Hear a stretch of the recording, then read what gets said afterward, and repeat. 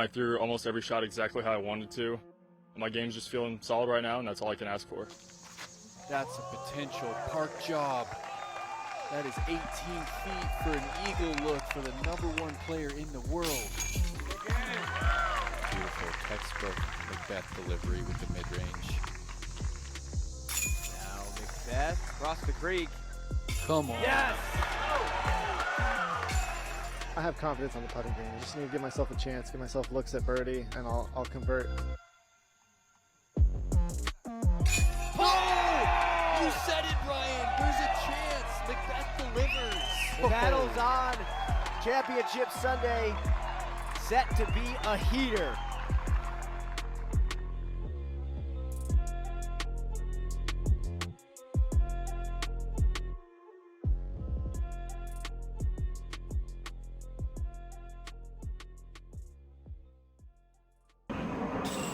In one corner, the greatest of the modern era, looking to write another chapter in his legacy. On the other side, the prodigy, just 20 years old, the future of the game, holding the torch firmly. McBeth versus Buhr, Championship Sunday here at the LWS Open at Idlewild.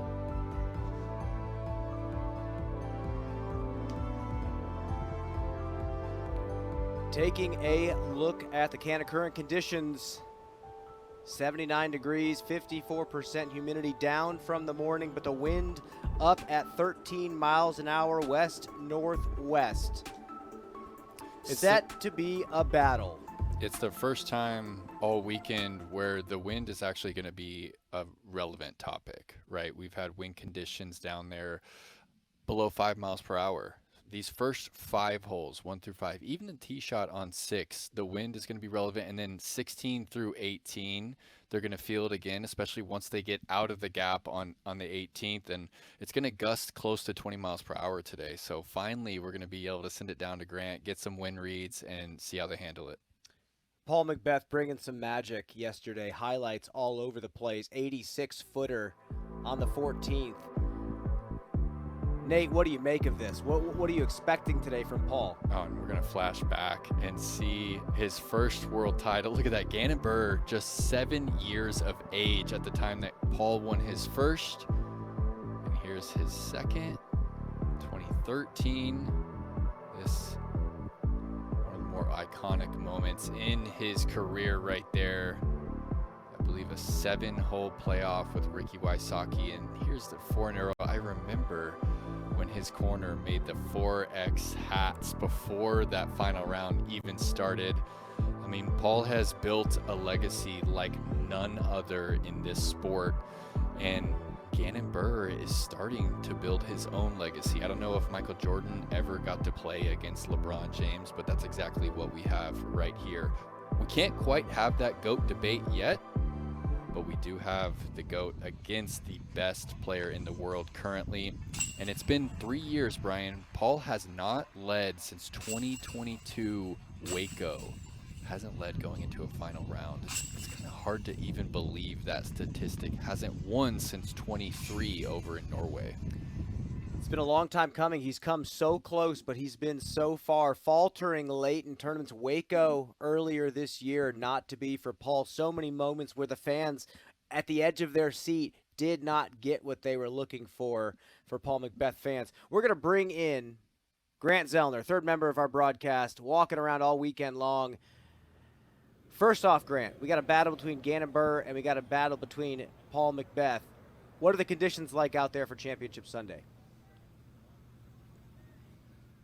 Yeah, not unpleasant. It's not particularly hot, maybe a little bit so in direct sunlight, but nothing significant there at all. It is definitely blustery right now. It's inconsistent in terms of its direction and in terms of its velocity. And Paul earlier was talking about the fact that on this course, there are holes that seemingly go in the same direction, but on one you might feel a tailwind, on another you might feel a headwind. So he's aware, as the rest of the players are aware, that it will be a factor, especially early, like you said. Well, I want to ask you, you've been out there on the ground, you've watched the players play in both divisions. What is wind going to do to the way they play this course? It won't have much of an effect in the woods, to be certain. It also is a little bit confusing at times. There have been times where you see what you think is noticeable wind in the tree branches or at the tops of trees, but literally down on the green you feel practically nothing. Or you'll see ripples in the water, and nearby the water you're either feeling nothing or you're feeling a completely different direction. So it's going to be maybe a little bit baffling at times during the early stages of this round. Well, Grant, let's talk about Gannon Buhr as well. We were talking about Paul McBeth all day yesterday, but Gannon, another day at the office, pops off the 13 under par as well. How do you think the dynamics of this lead card are going to go for these two? You know, it's going to be really interesting. I ran into Gannon just before he started his warm-up. He told me a couple of interesting things. One, he has not been sleeping well this entire tournament trip. Just doesn't agree with the bed at the Airbnb where he's staying. He also said he really wishes it was against anybody but Paul. He said he knows that the crowd will likely be on Paul's side, and he knows, you know, how it might feel to be sort of the villain in the situation. Just about the point when I thought he might feel a little bad if he were to take this down, he turned to me with a smile and he said, I know they're going to say the veteran got the better of the young guy if he wins, and I want to make sure that doesn't happen. So make no mistake, Gannon's ready to go and is aware that the dynamic around that lead card is going to be perhaps really interesting and could be pretty boisterous, especially in Paul's favor. Well, I'm not going to ask you to predict what's going to happen out there, but what are you hoping for in this battle? I want it to go down to the wire, no doubt about it. And I also don't want an element of luck or an element of flukiness to be part of the story. I don't mind if it happens in the course of the round or in the course of just that's golf, but what I don't want is something really unfortunate, really outside the player's control to happen in the late stages to be a deciding factor. That's something I really don't want to see. I want whoever wins today to earn the victory, and I don't want one player to lose. I want the other to simply win. Well, Grant, thank you so much for your time. We're going to have you go out there one last time at Idlewild. It's a little bit bittersweet, but we'll see you very soon. My pleasure, guys. We'll see you out there. There is your leader by one shot, looking to write another chapter of his illustrious career on the other side of this commercial break.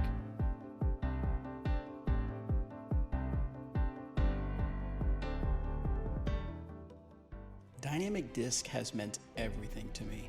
And when I made the decision to come back, I knew I had to make it big. Give the fans something they want, something they won't ever forget. If I'm coming back, I've got to do it right. Bobby, What? what are you doing? Nothing. Just doing a little brainstorming. You know what we should bring back? We should bring back the disc golf answer man.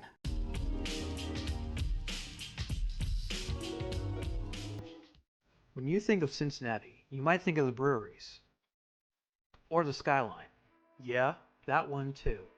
But what about disc golf? Did you know Cincinnati was ranked number 8 in the nation? And since that list came out, we've had 3 new top-rated courses. In fact, we have 15 top-rated courses, and all of them are free to play. So save your money for the Pro Shop and plan your next disc golf getaway to Greater Cincinnati. Welcome back to the Disc Golf Network. It's the Perk versus Brian Challenge, brought to you by Hold My Bag DG. Yikes. Hey, and the clean sweep is still alive. Sullivan Tipton currently 9 down through 13. He's at 20 under par for the tournament. Andrew Marwey just 3 back, but he's only through 11. He's playing good golf today. 6 down through 11 with 2 bogeys. So, Brian, better luck next week. Sullivan Tipton, 9 down through 13. It's a good pick, though. This course really sets up well for Sullivan. He's probably throwing a forehand on 15 of the 18 tee shots out here. Sounds like a dream. Well, let's take a look at this chase card about to go off here for Championship Sunday. Radallen, Smith, Jones, Chase. Here we go.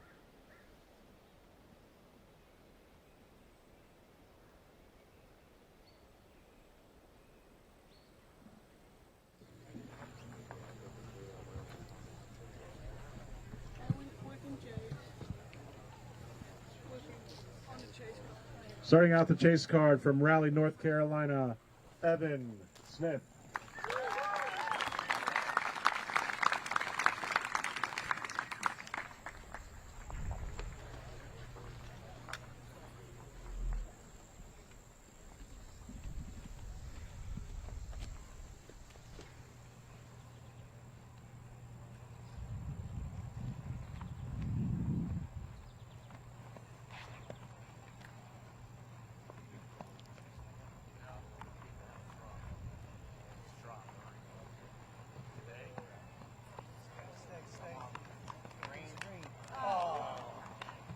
Next to tee out of Brutal start to Championship Arkansas, Sunday. Kevin Jones.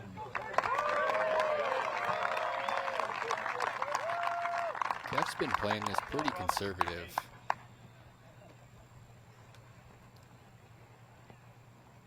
Looks like a favorable wind, tail left to right.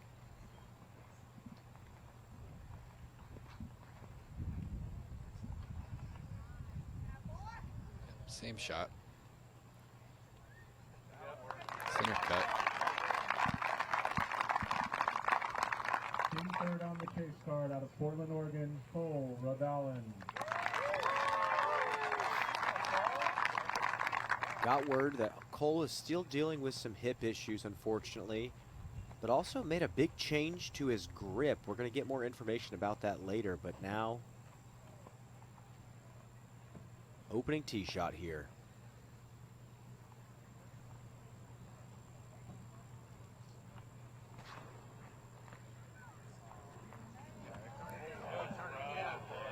Holding, beautiful amount of turn. Getting back on Heiser. Underneath, that's C1 for the Eagle. It's wide open, even closer than Gannon yesterday. And fourth on the LWS chase card from East Greenwich, Rhode Island, Harry Chase.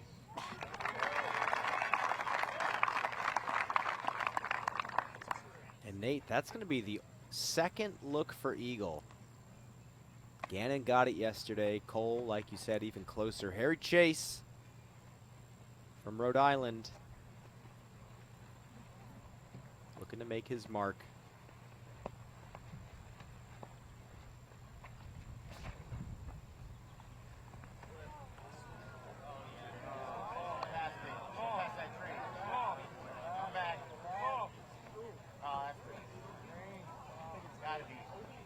Pin high, had the D.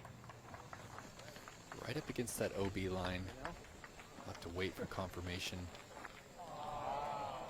Red. It sounds like a red flag for Chase.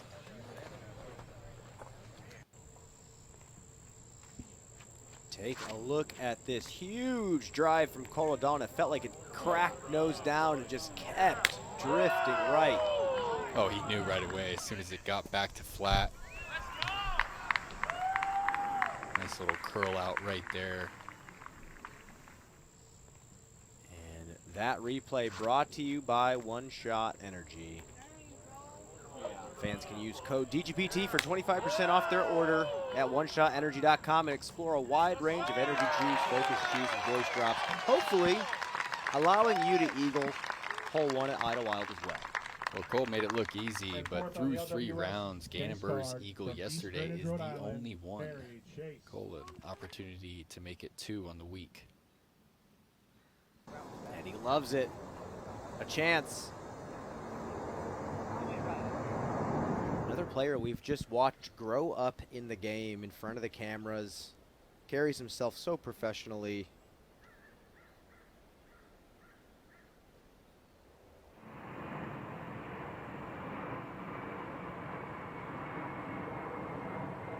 It's been tough to watch him deal with the significant hip injury. At certain points, he's been struggling to just walk up the fairways.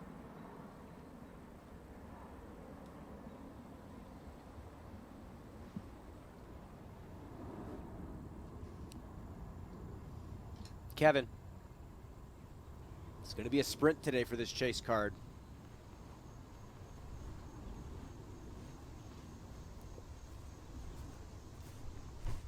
And not too bad.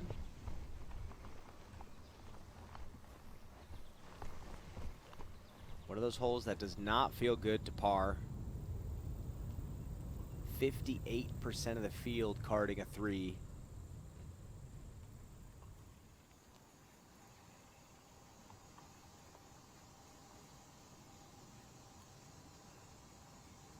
And Evan just making a rough mistake you can't make to start the day off, but it happens trying to get aggressive.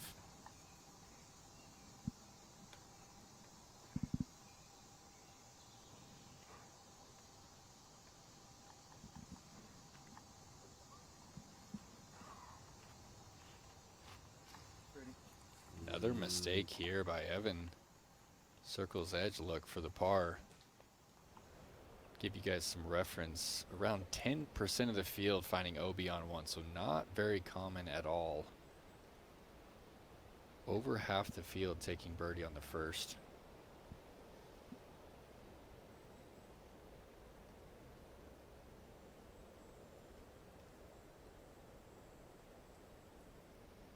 And Colin Bryant off to a solid start. Colin, the player from Washington, 1031 rated. How are so many guys getting to that 1030 mark without us ever hearing about them? His best DGPT finished 25th. He's currently at 20 under par and a tie for third. Harry Chase, third shot after going out of bounds.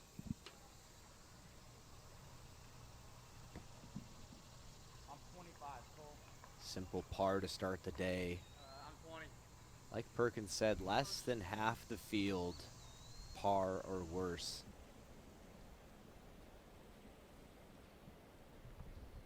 Kev had a similar look yesterday. Made quick work of it.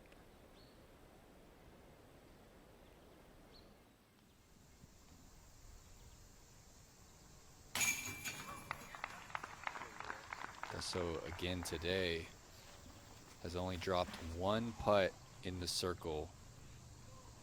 Perfect during round 1, 4 for 5 during round 2.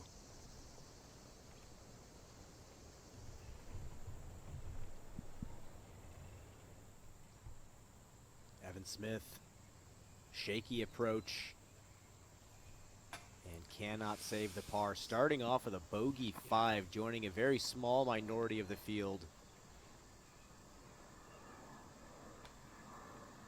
And the eagle bid for Redolin.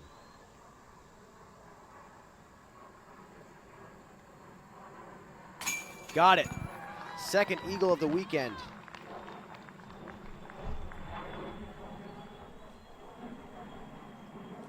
.638 feet. OB on both sides.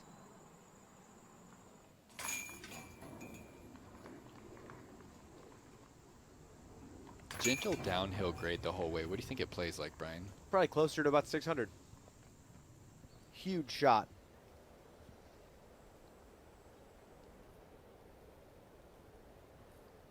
Chase card off to hole number 2, and Paul McBeth. 25 down total. One shot over Gannon Buhr. The battle about to begin on the other side of this break.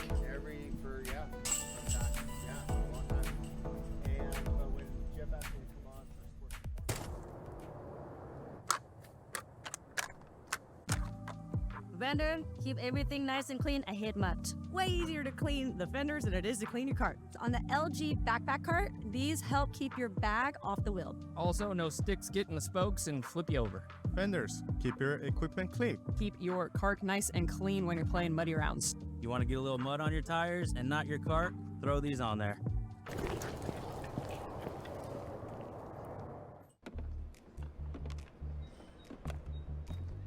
Hey, aren't you Anthony Barella? Yes, sir. Try out this Venom. Thanks, man. Hey, hurry up, man. You're taking forever. Sorry, man. No 30-second rule here. What about that 100% off player discount?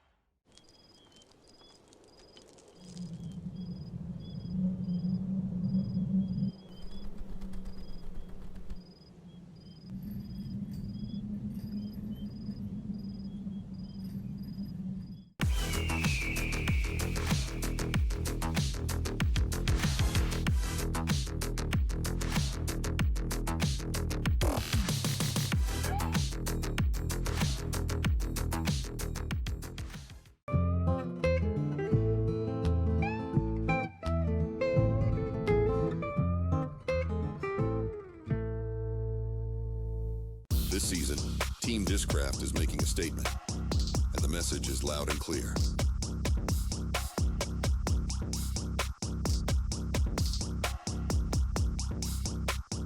Discraft, built for flight. Welcome back to the Disc Golf Network Championship Sunday here at Idlewild. Radalin tied for third. Tee shot on 2. Just gonna smash the driver on the first and then just go slow roller on the second. Full control. KJ.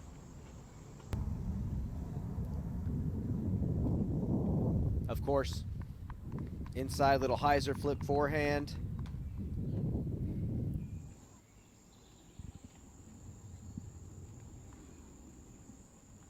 Harry Chase. Also a roller.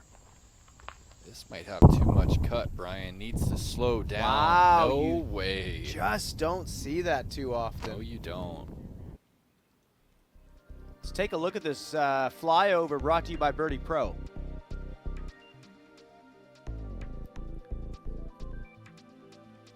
Right, we saw Kevin Jones way up here, right, with that forehand.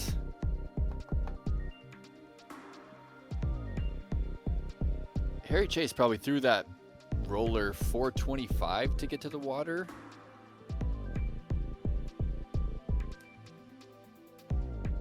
You only need 330 to really be at the front edge of that birdie zone. Tricky part of the second is matching the slope as you approach the slope of the green.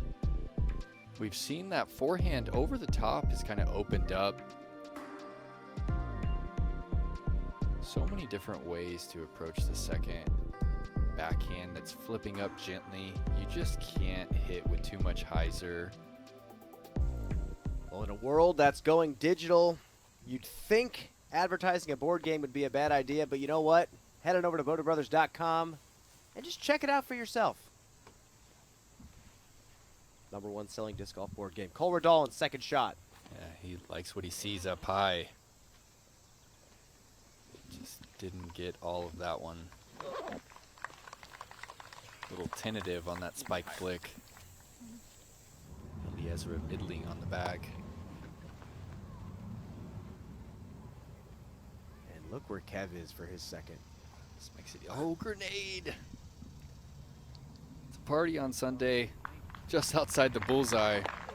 It's a weapon. It's not just for entertainment. And let's take another look at this, Nate. Let's do a little form review here. Break down this grenade. What is he doing?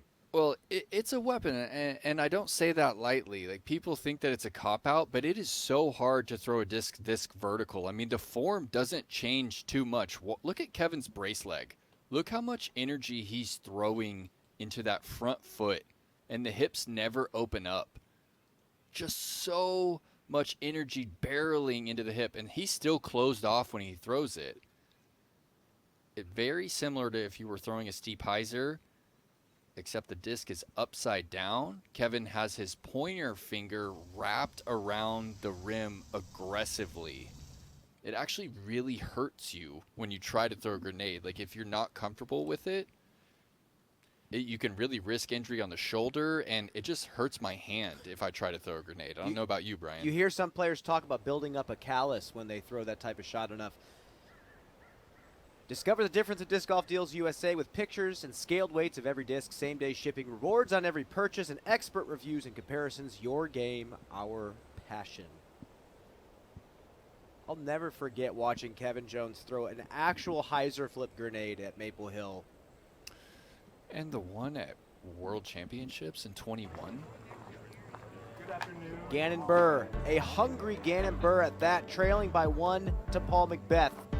Good afternoon. The battle begins on the other side. Final round of the LWS Open at Idlewild. Thanks so much for being here. My name is Andrew. I'll be your guide through the course today. The order is players,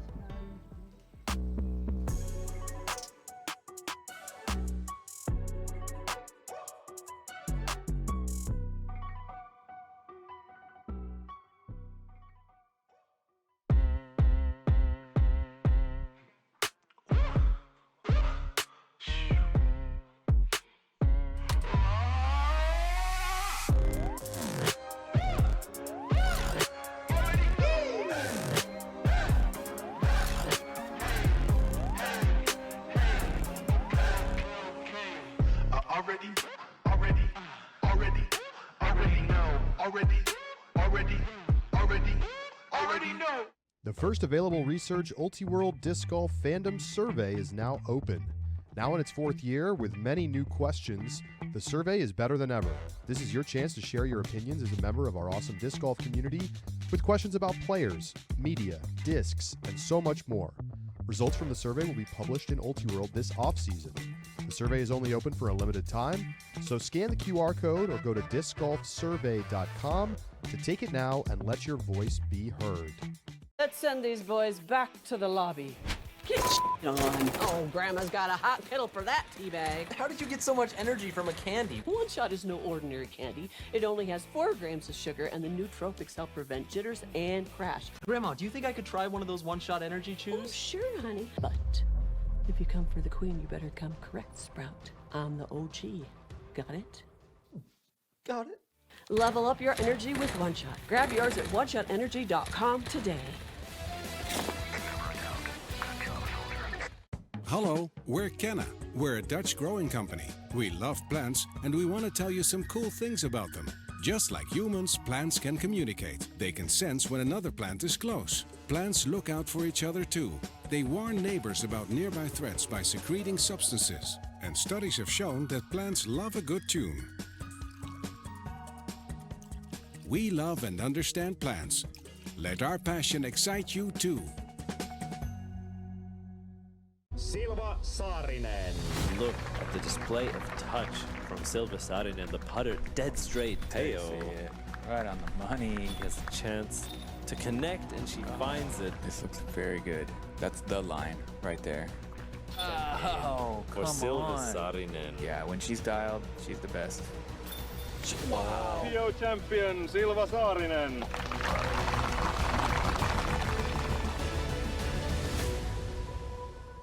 Hey everybody, Joel Freeman here with Team Infinite, and I've got great news for you. My 2025 discs can be found easily at infinitediscs.com.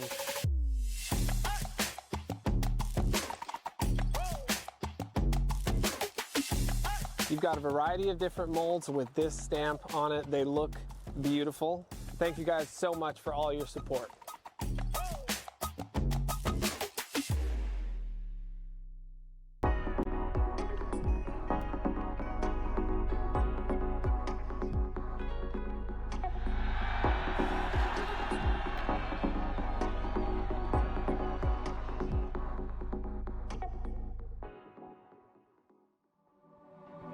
The LWS Open at Idlewild is presented by Dynamic Discs. Be dynamic. And the Natty Disc Golf, Cincinnati's #1 stop for disc golf.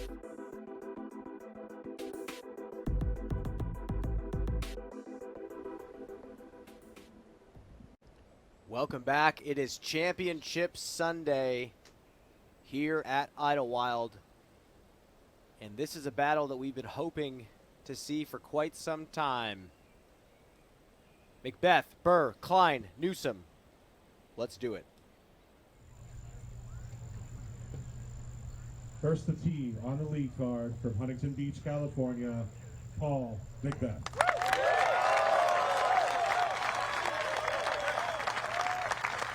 Hasn't gone into a final round with the lead since 2022 Waco Annual Charity Open. Hard to even believe, but here we go.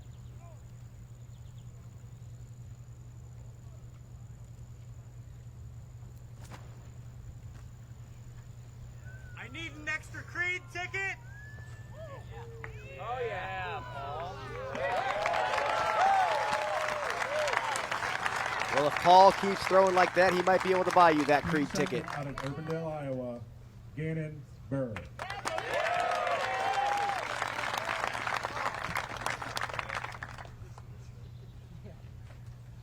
Gannon obviously eagled this yesterday. Same disc, a little bit more of a helping wind today. You can see him taking the final read right there, making the adjustments. Might need a little bit more hyzer on this because the wind is going to help it turn.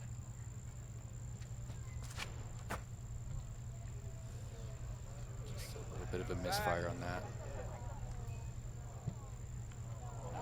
He hit it Far too flat. Bad skip Team off to the third from right. Norton Red Shores, Michigan, flag. Kyle Klein.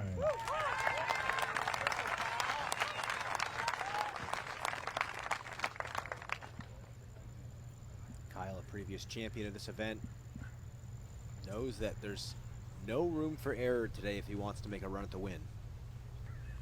6 shots off Paul.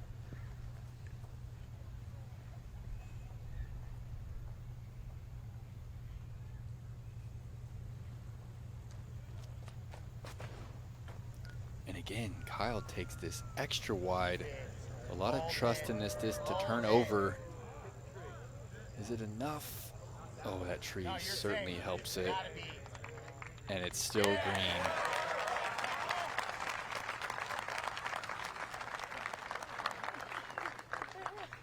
And rounding out the lead card from Hot Springs, North Carolina, Raven Newsom.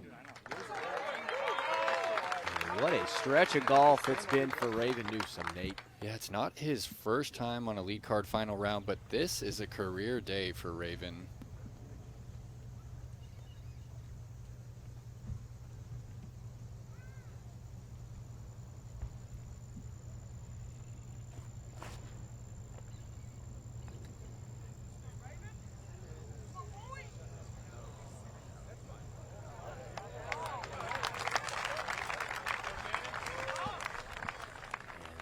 Just fine. Your lead card is off, and strolling down the fairway is Paul McBeth, your leader, with his caddy, a legend in this area, Brad Schick. Let's take a look at the drive again. Driven flat, flipped up, just drifting a bit. Really never left a 10-foot wide window. Yeah, just a little bit past flat, actually. He really wanted to hit it a tick underneath flat on that hyzer line. And then to actually get that weird skip off the branch, pretty unfortunate. Typically, they get caught up. And this is the interesting thing about playing with Paul, even when he's playing for a win. Always chatting with his card mates. Yeah, today, for sure. For sure. If you get it, you'll get one. I'll let you have it. I'm not gonna fight you. I'm not gonna fight you to try to get the 2. Oh, this guy, wait, I thought he hit the second 3. That's why I thought he was in game. I actually thought he was in blue. I feel like. Oh, okay. Yeah, I thought he went into the last tree right here.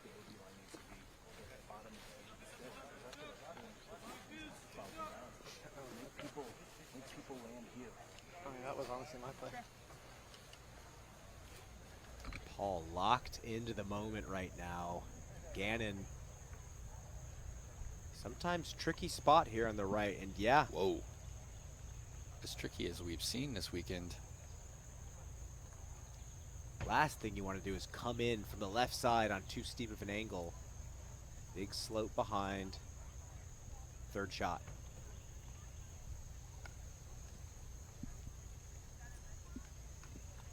Gannon still yet to take a bogey in this tournament.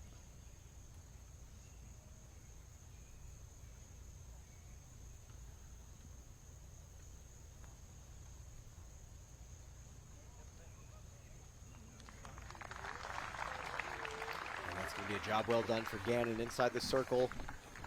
Par look ahead at this point. Not going to feel like a par. Any mistake made is going to feel like you're falling behind. Up ahead, Culver Dolan. Dips the shoulder, pops the nose up. Beautiful. Inside circle 1.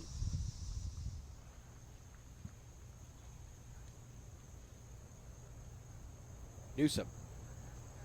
A little bit of turn, not even. Flat to hyzer here. Great touch. We're going to be seeing a lot of flex forehands from Ravens, his most comfortable shape. That's why he made it into my hold my bag this week. Just keep rubbing it in.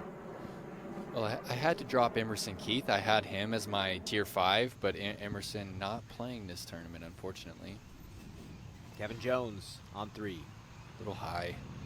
with luck through the canopy. Yeah, that's a tricky spot to land. It's kind of a fun putt. Through the gap right there? Definitely.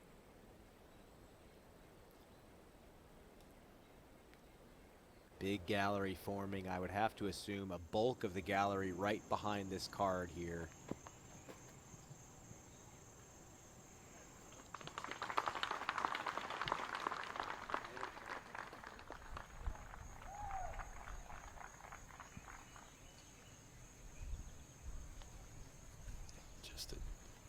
Not even a jump putt, just spins it up there, and you could hear him earlier talking to Brad. He said, I'm not going to fight him for the 2. If he wants it, let him have it. He's going to pick at least 1 up on Gannon. If I was trying to do this, I'd try off the tee. Yeah, same. Just put it low and try to hit the thick grass and stay in that. This is not close. Oh, this is much farther than it looked like from the last camera angle. This is well in C2. To stay bogey free.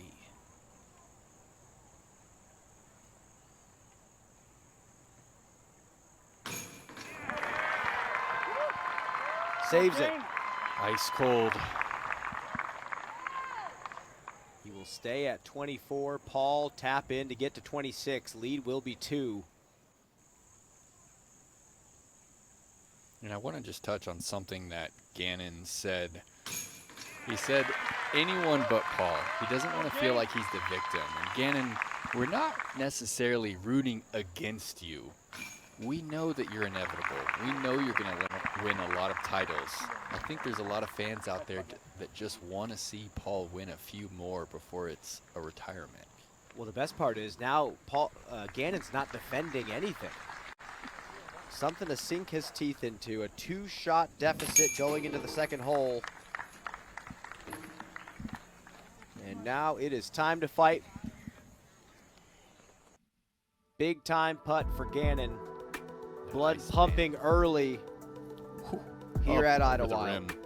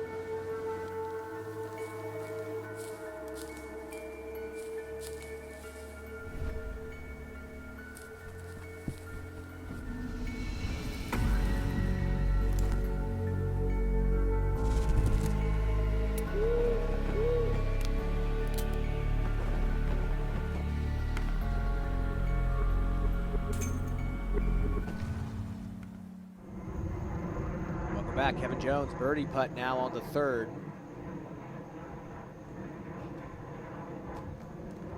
Just his second circle 1 miss of the tournament. Verdalen chance to stay on that perfect pace. 3 down through 3 after the eagle on 1.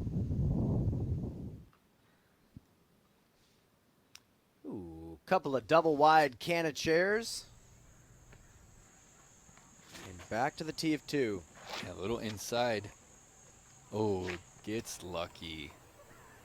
I think he split the branch on that middle tree. Either way, well into the birdie zone, right side. Great spot to be. It's actually a wonderful spot to be. It was so inside that it took him to a really nice angle. He can go forehand or backhand. Kyle. Getting a good look at Kyle's split finger power grip right there. Very similar position to Paul.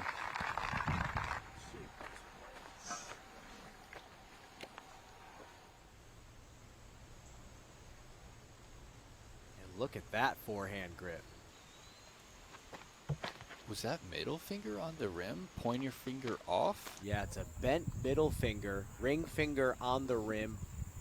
Never and then seen it. Pointer finger supporting under the flight plate. Never seen it either. I've never seen that. Gannon roller. We saw the risk here, but Gannon going really understable with this function, and that's what happens. It gets on its back early. I think Harry Chase threw a little bit more overstable, a little too much cut. For Dahlin, 3 down through 3. Tee shot here, up ahead on 4. Well, seemed to come out early, but that's exactly the line he's looking for to get to flat and drift. It'll be right in the window.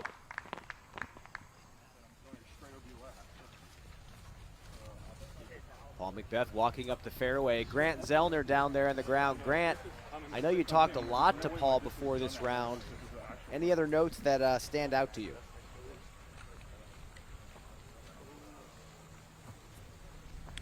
Yeah, one in particular. Paul's family initially was not supposed to be here with him. Hannah was going to go and visit parts of her family, I believe, and then those travel plans got canceled, and so they stayed with Paul and will likely be here on site later on in the round, which is significant, I think, because of how often Paul has talked about wanting to win in front of his son. So just another kind of neat little element to today, I think, for the McBeth family.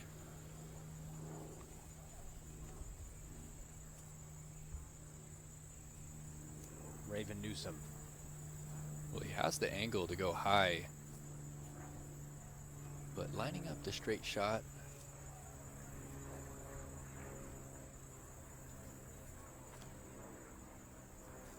Love this angle. If it gets back, it's a little fast. Running long, red flag for Raven just outside the circle. What do you change about that shot? Well, I think it was a driver, wasn't it? Okay.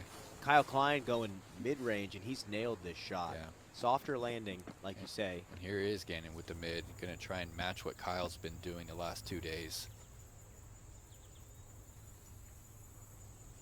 You don't really want to see this get back on Heiser.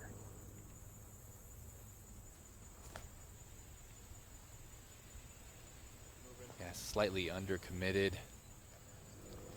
Yep, that's better than his last 2 days. Similar shape, but pushes it a little straighter. He'll have 28. He's had like 35, and he's gone on to miss those the last 2.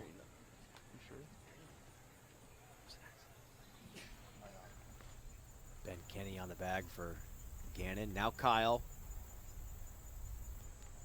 And that's what's tricky, is that crosswind. Yeah, that left to right. Quickly makes the calculation. Didn't have enough air underneath that one.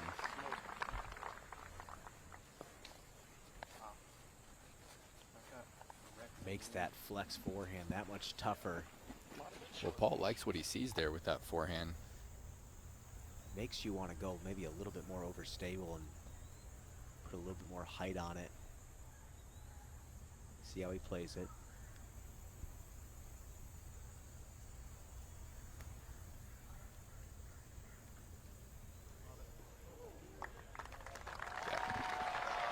Having a green with a little character like this makes these shorter shots interesting. It forces them to actually shape a forehand. They're not going to come in stock high, so you can't. Then you're coin tossing, and it's more of a weighted coin toss than anything. You're going to roll down that hill. Beautiful shot from Paul. Exactly what you said.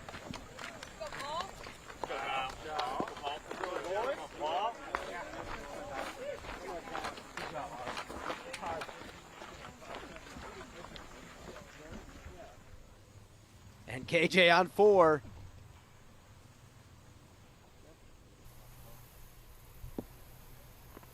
Wow. A little bit short, still a chance. Now we're Dahlin. Look at this window. Basket tiny off in the distance. Clean. A little short. 42 feet left. You could see Kyle talking to McBeth there. asking him why it might have dropped out. Risky putt with the way that Kyle releases this.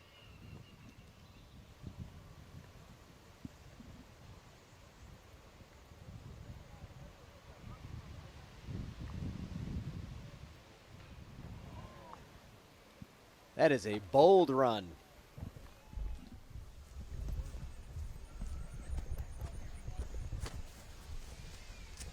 Grant, we saw 13 miles an hour on the wind, but what is it feeling like right now?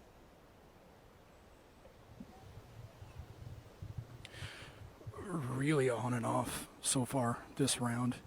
It changed during the tee-offs on hole number 1. Paul had a little bit of wind, and then Gannon had a different wind or very little at all. Here at the green, we've got some good gusts happening, but the approach shots, it was dead calm. So it's really varying.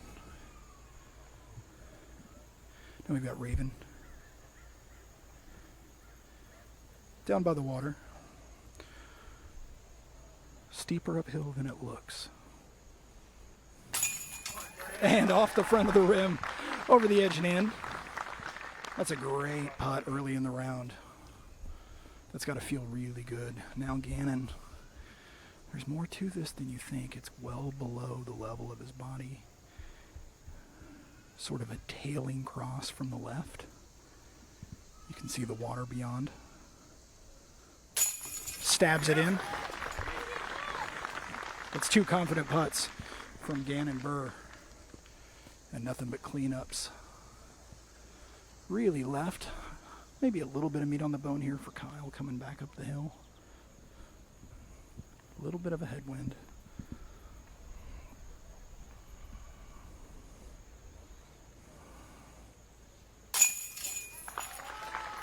Well done. And Paul, this was his approach. Right there. Paul McBeth. A great start. Back. Kevin Jones, birdie look on 4. Big push by the wind. Not going to happen. Yeah, putting's going to be a little bit more interesting today.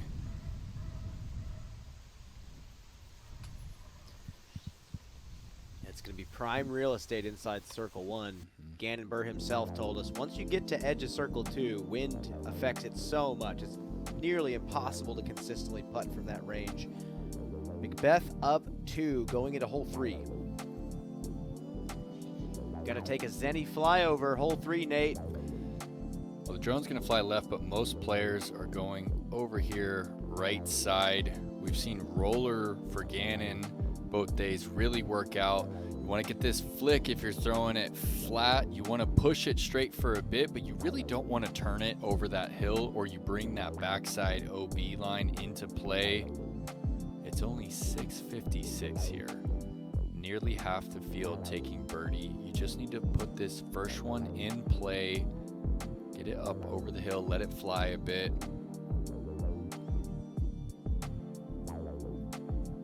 Yeah, years past it was the road. Now they've kind of brought this line in. Have to keep that in mind. And then this perfect little bunker that Brian and I have been obsessing over. You want to get it over that, under the canopy, feed it through the slot if you're playing the backhand turnover, or if you're hammering the flick, you don't want to flatten it out too much. The putts over here are tough, and we just saw KJ miss his 28-footer from the right side of that tree. The green makes things a little more interesting here.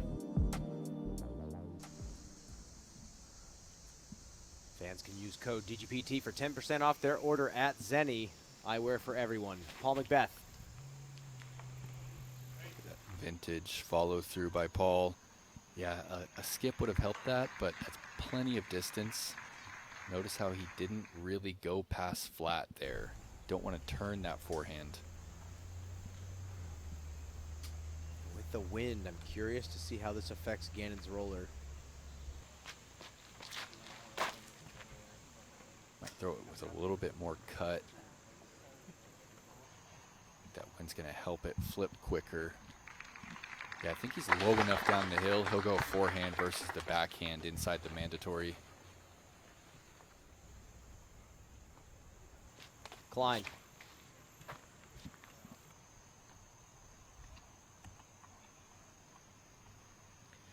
Yeah, these guys just trying to get this thing to hit the ground, curl up quickly. That OB deep that they added is really challenging. Raven also going roller.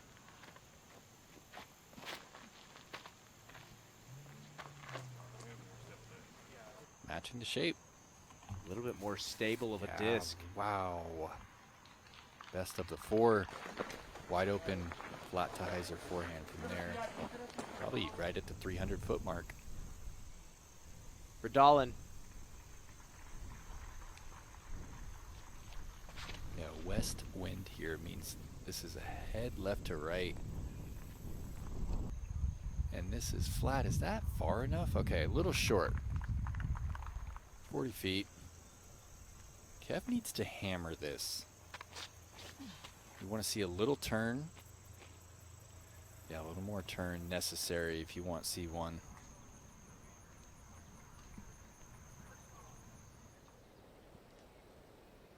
Walking down the fairway of 3.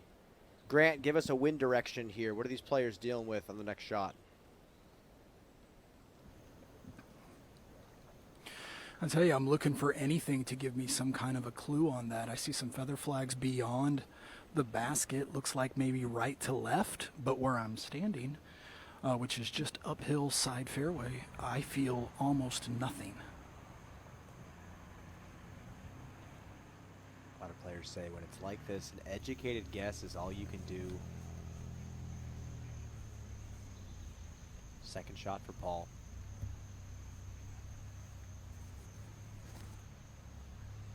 Just inside 350 here. And just enough over the reeds into the bullseye. Nate, I haven't seen a shot out of control yet. Nope. He said it. He said he's feeling in control of everything. How many players can actually figure out and tweak things day of in the field? Not many. Kyle.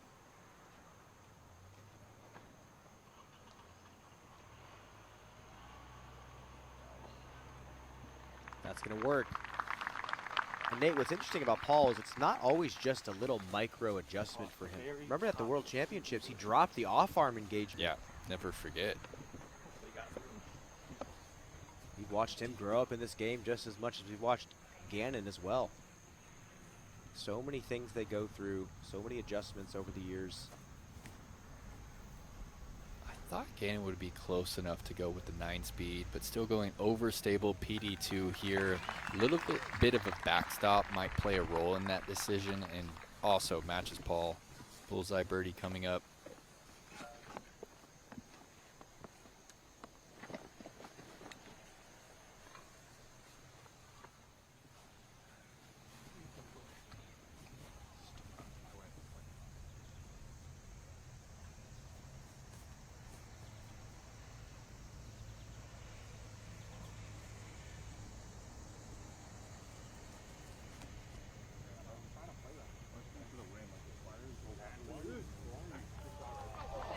Don't roll on him. Okay, good curl. Raven giving it a little run. Thanks. I whacked it. See, one of the better rollers we've seen this week.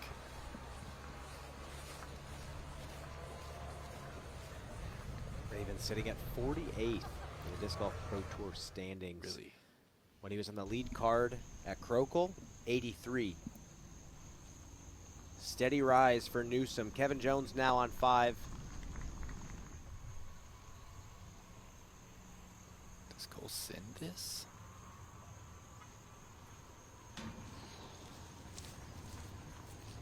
He's feeling it. No way this is a tee shot. He's got to calm down. 40 long?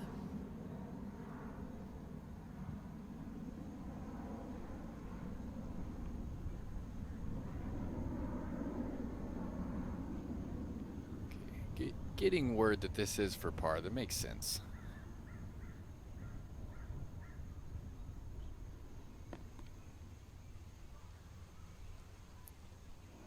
Yeah, tail right to left. Tough read there.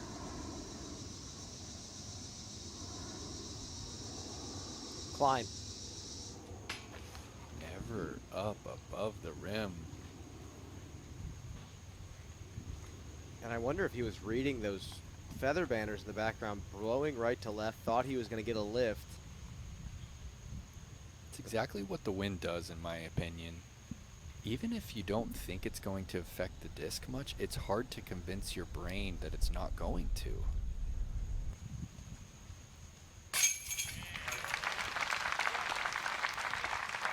Solid birdie for Newsom. He moves on.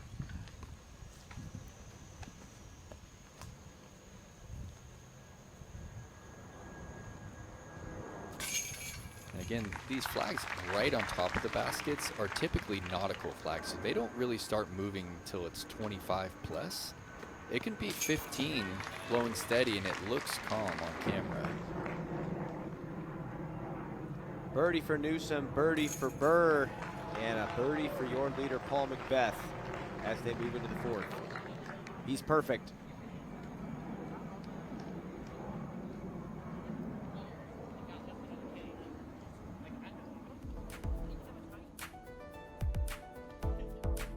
Oh, finally. There he is. Well, we found Waldo. Don't lose yourself. Don't go anywhere for too long. More disc golf on the other side.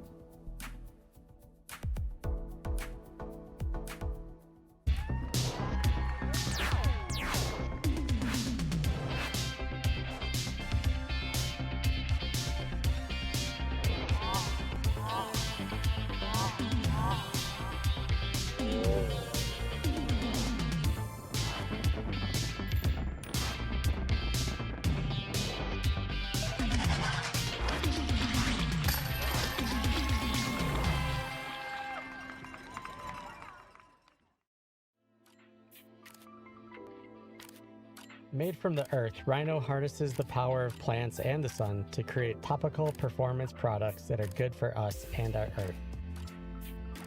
Formulated by a pharmacist and built by a chef, Rhino's unique line of products helps adventurers perform better and enhance recovery.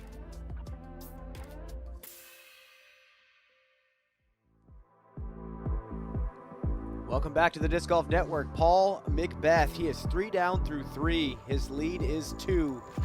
Open the day with a bullet. I need an extra Creed ticket. You know, I bet if you asked Paul, he would buy it, as you mentioned. Has the funds. But he's that guy. And that's the thing for Paul. He doesn't need the funds. He wants the glory of hoisting the trophy. Hasn't gone into a final round with a lead since 2022 Waco. A stat that has left us in the booth scratching our heads, as well as thousands of other fans. Paul giving us some magic here at Idlewild, battling to write another chapter in his story. And for me, he doesn't even need to win this tournament for the golf that he's showing us to contribute to the GOAT debate in his favor. I think that where he's at in his career, the age that he's at, the longevity, it plays a big role. Par 4, challenging fourth.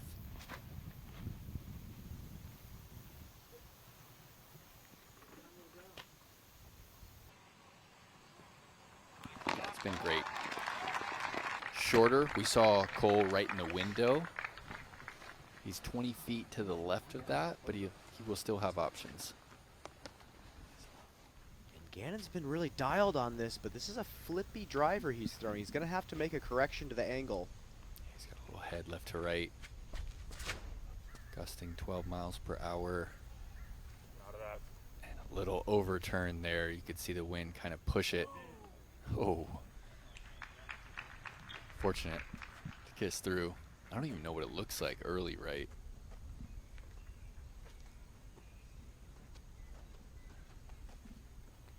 Newsom, he's 2 down.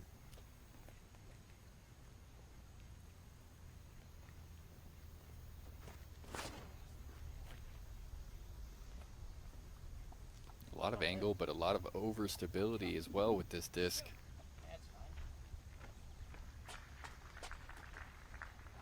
A little bit too far left. I think he'll still have options.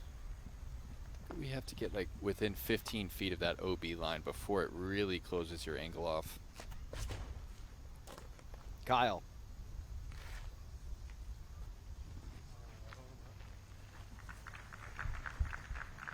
A little shorter in the fairway than he would like, but I think he should be squared up with the main gap.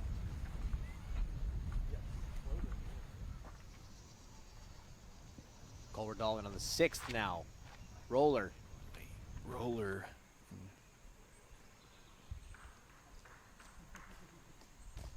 Another genius laydown by Cole.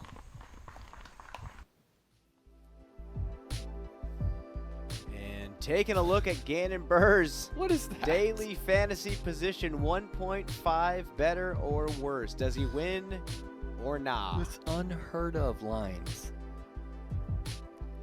Head on over to nextbets.com/playdgpt to get yourself in the game or scan the QR code in the corner of your screen.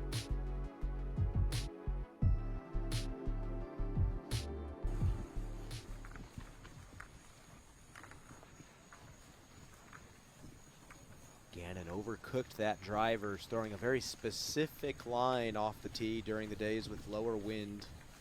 Your current reigning world champion, gold medalist at the World Games, winner of the Ledgestone. He has a firm grasp on the torch. Actually, there's an OB line right there. If that tree doesn't let him through, he could be re-teeing.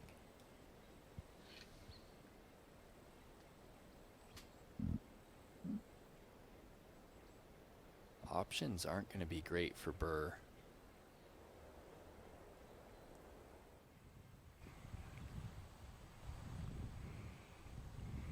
Actually, Kyle will be up first.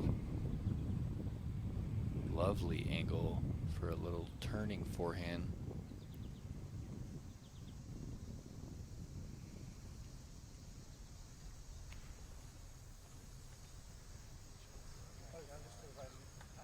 Goes with Flackenheiser, right side of the circle.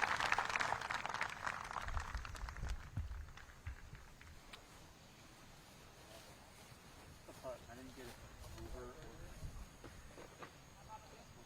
get it right higher or flatter.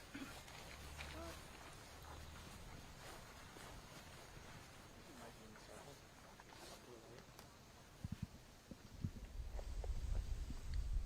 Taking in the options. For a moment, I thought he might consider something wild, like a Sky Annie over the top. Oh, he's still got a fine angle. I'm perplexed. You see basket about 1 o'clock from where he's going, maybe 2 o'clock. This is pretty far right. Well, he's got that helping wind out there too. That left to right's going to help it push.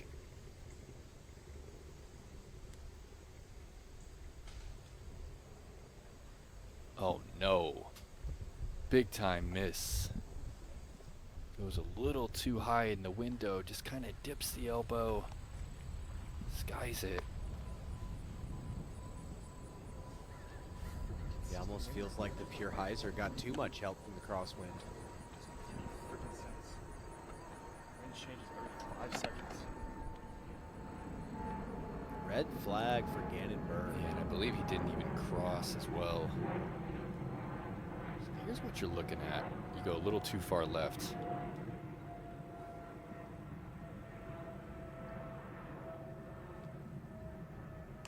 No. Somehow still green for Raven. All similar. 12 feet to the right, gonna have a more open look. Yeah.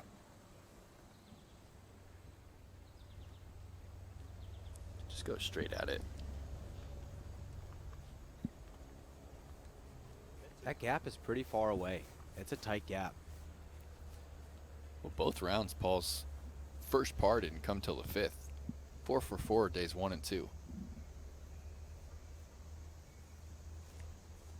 Oh, goes with the hyzer. He'll have to putt from circle's edge to 3 rounds. You start 4 for 4. Oh, fairway side, cross, no, yeah, no problem. And a pretty flippy disc on that shot too. Rode it right, Yeah. got it to flat almost when it landed. Yeah, I think that's the oldest Athena in his bag.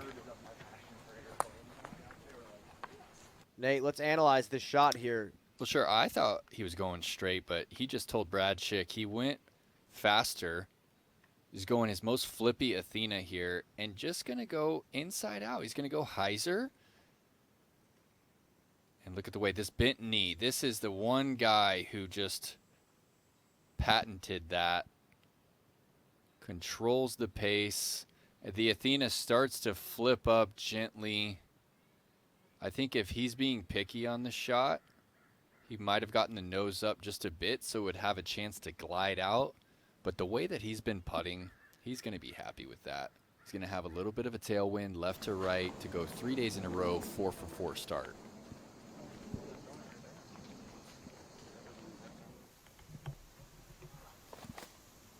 Raven off on the right side. Oh, crafty little gap. Tap in par ahead from the bullseye. He'll be 2 under through 4, and now Gannon, his 4th shot.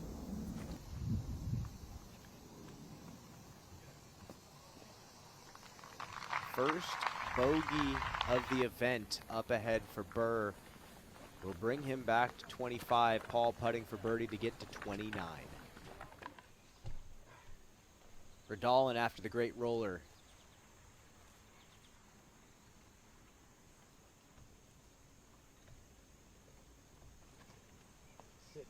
Look at the touch. He's asking for it to slow down. And it does. I love those little air bounces he throws. Inside circle 1, looking for the birdie. Now back to 4.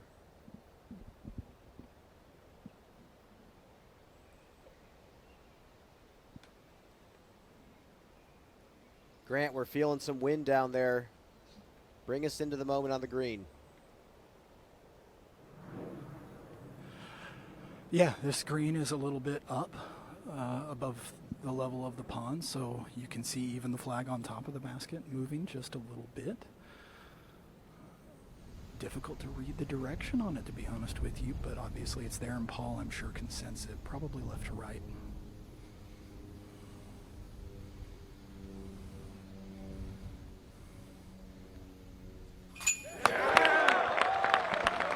Got it. Nails.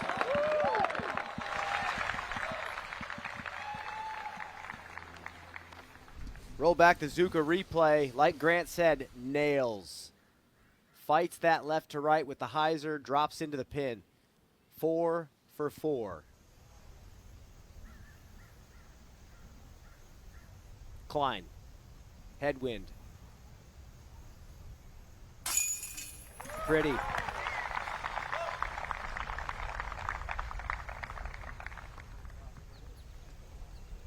Klein goes to 2 down for the day. Buhr, first bogey of the event. Back to 25 down total. 4 shots now off Paul. Needs to find momentum now.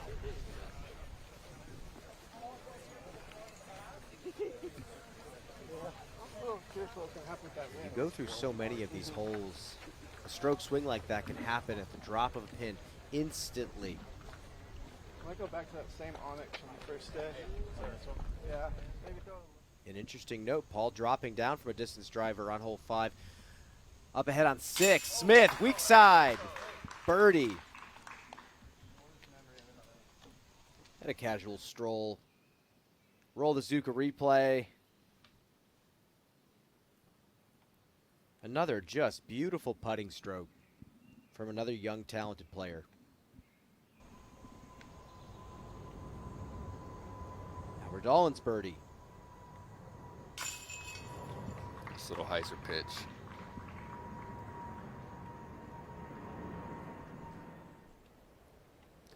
into the 5th here, Brian. It's going to be into a pretty solid headwind. Does Paul go for it? He's really played this pretty conservative the last couple of days.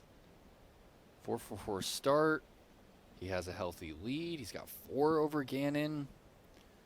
It's the 2nd hardest hole on the course. That's actually hard to believe. 13% of the field taking birdie, so playing tough today.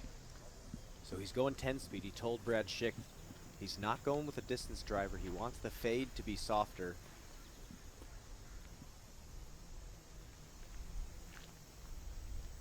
You can see that wind working its way with that 10 speed. Well, that's not even going to be a guarantee up and down. He's only like maybe halfway up the fairway. That ate it up quick. It's a veteran miss, though. Grant, the wind is ripping right now. Just beat down that McBeth drive.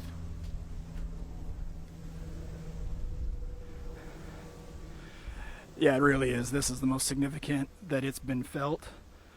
The players can feel it in their face as well, so no surprises here. It's coming off of the lake, almost a straight headwind, maybe slightly quartering from the left. And you see Kyle Klein also maybe losing some distance thanks to this wind. Not much further down the fairway really than Paul. Now Raven Newsom is determining what to do. That little bit of direction of wind coming off of the left, it's pushing down on the wing of the disc and really baffling because these guys don't want to put the wing up and rock it into the parking lot. Now Raven flirting maybe a little bit with danger here. And indeed, that's wet in the drink. And finally Gannon. I've been wondering what this was going to be. Is he really going to push the issue here? He may feel the need to after that last hole. I'm seeing what looks like a full pull mimic from Gannon. Now, of course, sensing the wind. This throw right here is going to tell us a lot.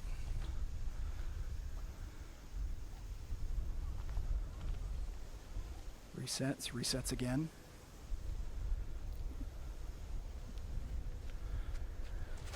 And goes Gannon's airborne. Was not afraid to put the wing up a little bit, but again, drops down short, gets eaten up by the ground coming up to meet the disc here.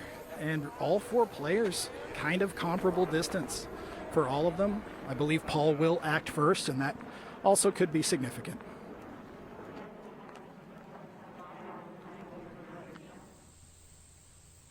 And Cole Radalin on the tee of 7. He's 22 down.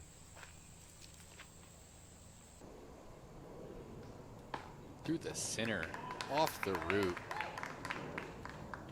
You wouldn't place it in a better spot. Kevin going opposite shot, overstable forehand. I recognize that disc. Very familiar FAF there. Now these shots coming up right here, Brian, these are touchy, as you mentioned. Almost straight into the teeth of the headwind. To me, I see a flatter forehand left side to kind of play away from the water, because I think if you play that putter backhand, what can happen is it just stays up in the air and just kind of floats along an OB. Goes putter. Oh, doesn't like it. Gonna stable up here.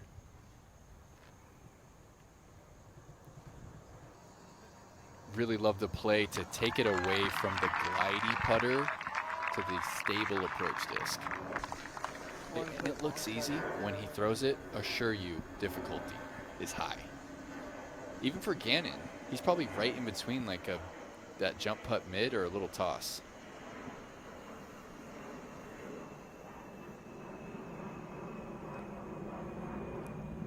Yeah, and he does go with the, not even the jump putt, just the standard putt.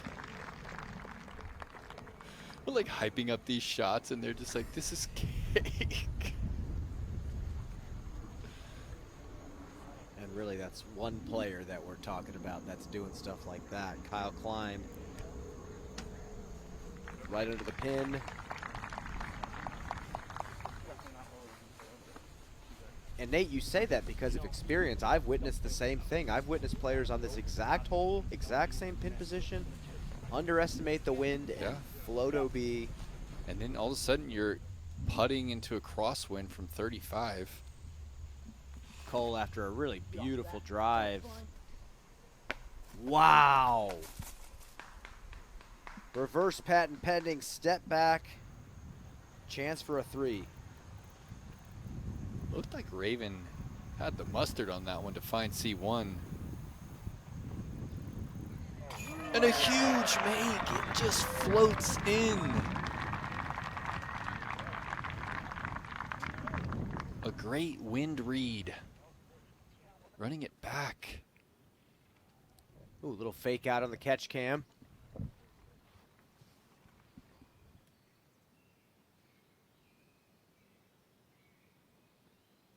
We need to build a tier list of shallow C2 He's up there. champions. He's top 10. Kevin Jones, Ezra Aderhold.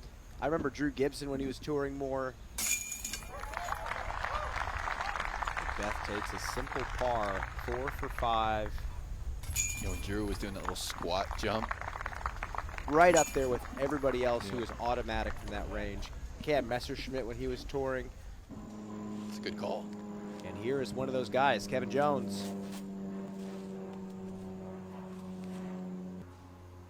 Fluid.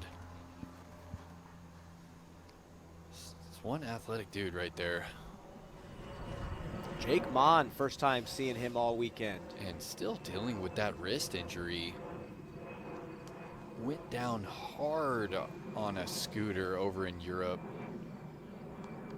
Ended up still playing the World Championships, threw a lot of lefty shots. Great birdie chance here.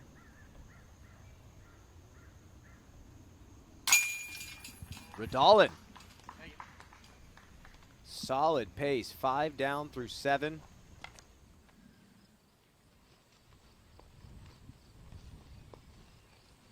Wow, Jake. 22 under par.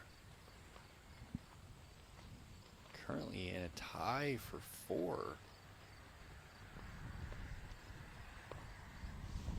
Gets it. He'll stay T4th with Kevin Jones, Joey Buckets. Likely a top 10 finish. Currently up 25 spots. Now Paul on 6. As Paul lays this roller down, I have to set something up here. I'm trying to wrap my head around what Isaac Robinson did today. We saw the eagle yesterday on this hole. He did it again, Brian, from 50 feet. That is just unheard of. Paul in the perfect spot. That tree keeps him down on the trail. Gosh, you did it again, man. Oh, that might be okay. That helped him out. Stays green. It's a frustrating spot, but still a lot of gratitude there. Par chance. And frankly, birdie chance if he gets aggressive. Raven gonna lay down a little bit more stable roller.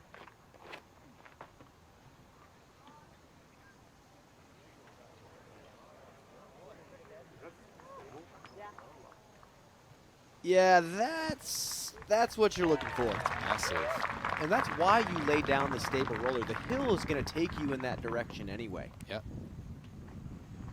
But a lot of these guys just afraid of what the miss is for that. Right. And that's smaller margin of error. Exactly. You find that Continuing creek. on straight. Now is Gannon going more overstable roller here? No, I don't think so. Well, not the one that he threw on 2.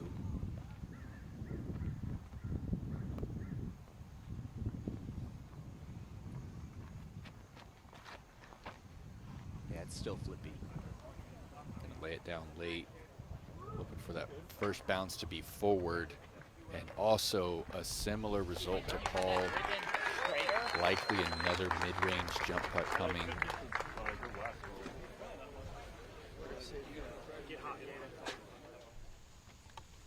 Up to Radalin. Hole 8, forehand.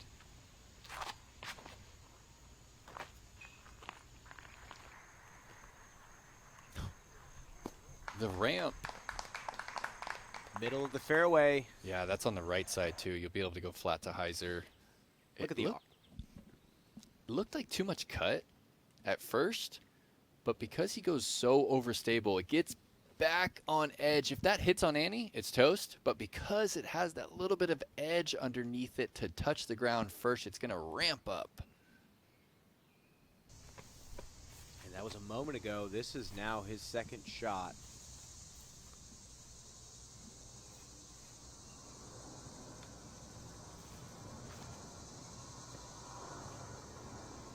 Inside. Splits the trees. It's one way to do it. C1. It's not always how.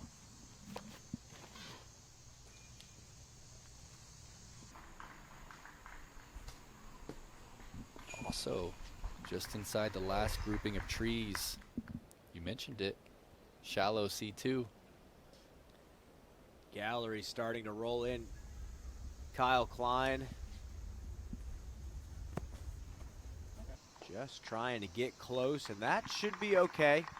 Circle 2, 40, 45 feet. I think that was going in the creek if I didn't get that shot. How we feeling down there, Grant? Just marginally too hard. Well, we've escaped the wind for sure down in this low-lying area. Just sort of a movement of the air, really. Nothing else of note. Not sure about the line Gannon's going to have. I mean, it's something he'll be able to work with for sure, but he's definitely got more obstruction than Paul does, and an odd stance, perhaps, too. McBeth going first. I expect a toss, as Paul called it, after yesterday's 77-foot make on the back nine. This just needs to settle right there. Well done. That was it, just that little toss, that little sensation of keeping the feet down.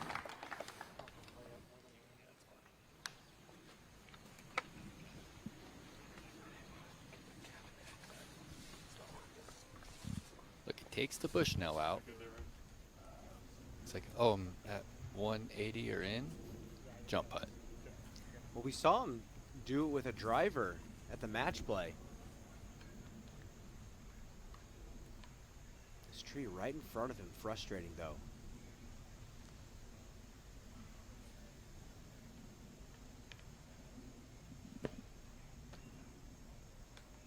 Going mid. A little more glide.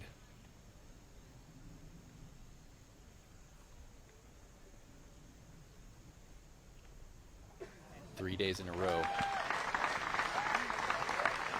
3 yellow mid-range putts onto the green of 6. I want to get Gannon in a field with a rangefinder, and I need to see how far his standing putt gets. I'm going to give him a bunch of different discs. How far can it go? Raven Newsom.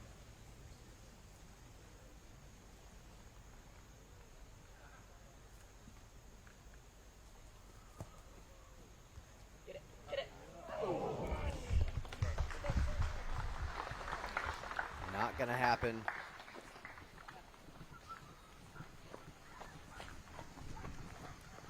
That'll get Raven to 3 under through 6. Paul and Gannon still clear of this field, but it is stacked. There are, ironically, 15 people inside the top 10 right now.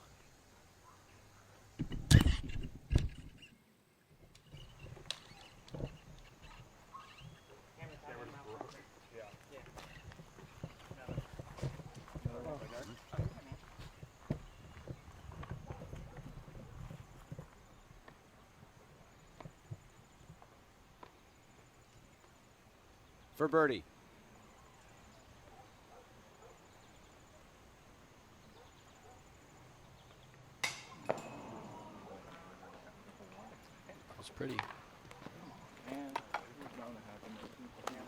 miss by much. Extra float to it. Yeah, currently, if you're 20 under par for the tournament, you're in 16th. 21 under, you're tied for 9th. And you're 8 back of the lead. And as Raven taps this in, we'll go down and look at the cash line. 15 under for the tournament is one outside of the top 40. Anthony Barella currently sitting on the outside looking in, and he is finished.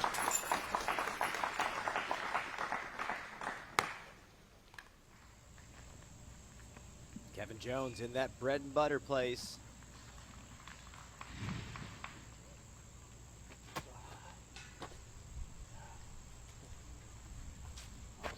Not going to happen this time.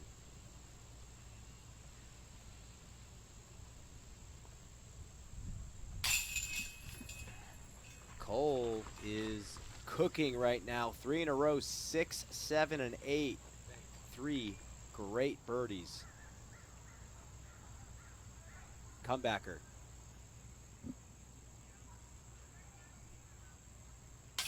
No, a 3 putt here on the 8th.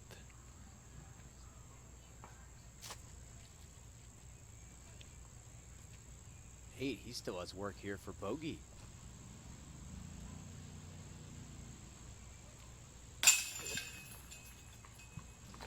Bogey's going to get him to 3 down. Well, he's only missed 2 from C1X, and we just saw one of them right there. McBeth up 4 on Gannon Buhr. Going into hole number 7. We are heading into the woods.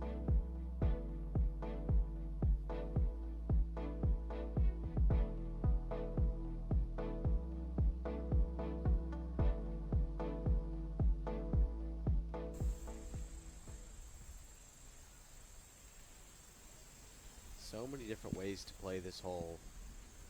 And to me, this is the most technical. Well, yeah, you're going mid-range here. You saw Redolin do it with a putter.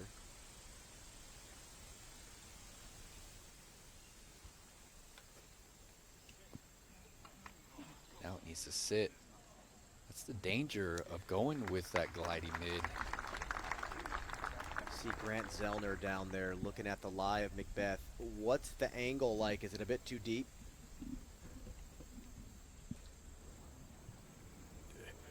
Oh yeah, it's too deep. I think he can advance the disc and maybe get more on it than meets the eye. It's going to take a very special shape, though, to get up really in the neighborhood of the basket. It's not unheard of, but it's going to be special if it gets up there. Rough reaction there for Newsom. Now Gannon. Good drive here, puts pressure on Paul. Gannon's going most overstable 9-speed here.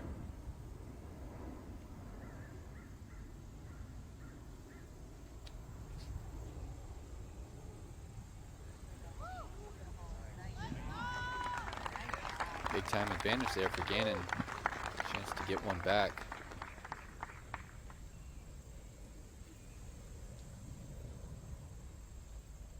Kyle. Mid-range on the forehand. This is the same one he's been dialing in on 2.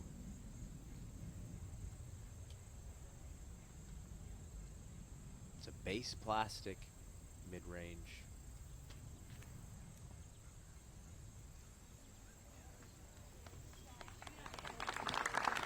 Really dig this lower speed there.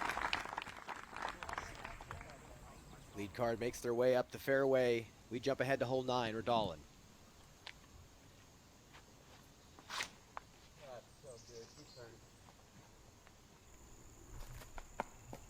We're going to just have to get the camera on Cole every time he's on a touch-related hole.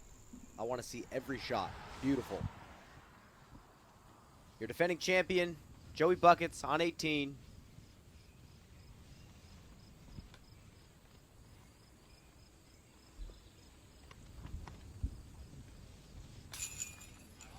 Got it. Not going to be his weekend. Little shake of the head, but a solid finish. Jones. Yeah, switching up the play here. Went grenade yesterday. Can't imagine why when you can throw a putter turnover like that. Maybe not sure about the wind up top above the canopy. Newsom, drop zone. No. Casey White is on fire right now. Has birdied every hole since 9.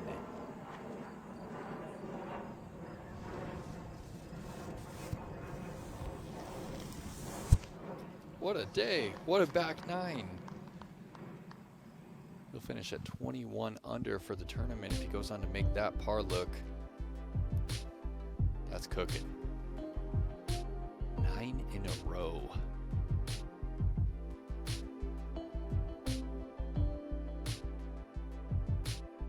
Making a good career for himself.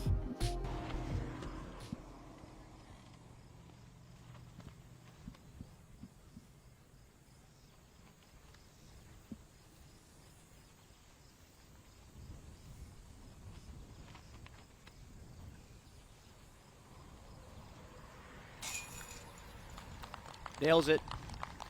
It's that infectious energy, that infectious passion for disc golf that Casey White has. And that's going to get him over 100,000 in career earnings, Brian.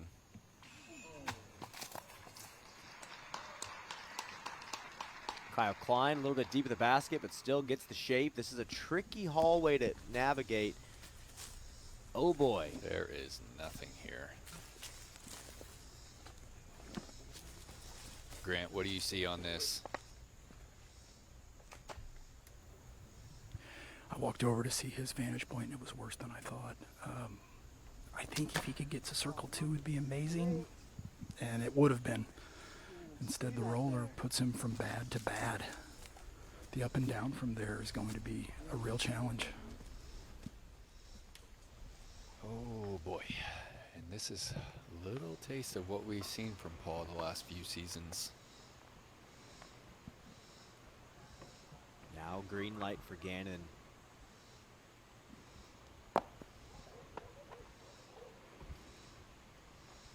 Birdie here might make Paul start to sweat.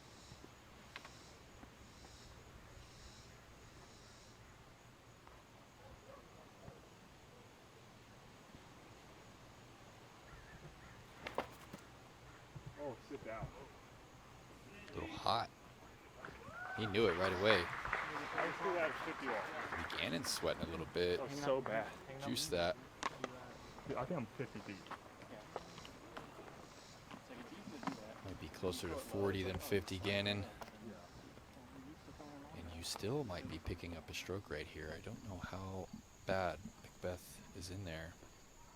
There's Kev here. We'll bounce back after the 3-putt on 8.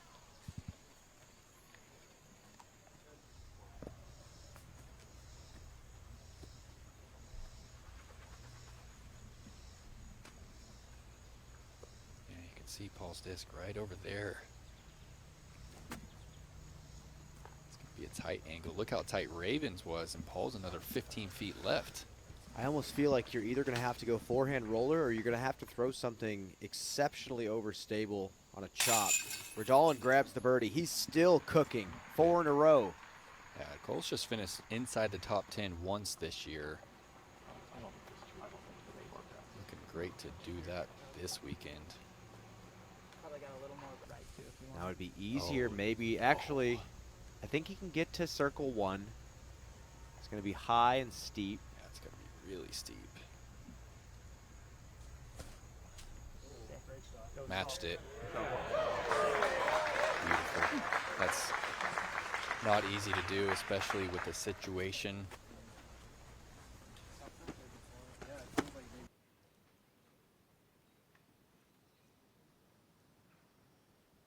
Yeah, experience right there. You called it, Brian. It's got to be steep. And you know, I thought it was going to have to be really overstable, but he just digs it into the ground. That's like an Isaac Robinson approach. Yeah, pushing it forward. That's inside for Cole. And it finds a way. Oh, look at the love. And any putt for birdie on 10 is a good putt for birdie. Gannon now, he said he thought he was 50, maybe closer to 40. What a slope.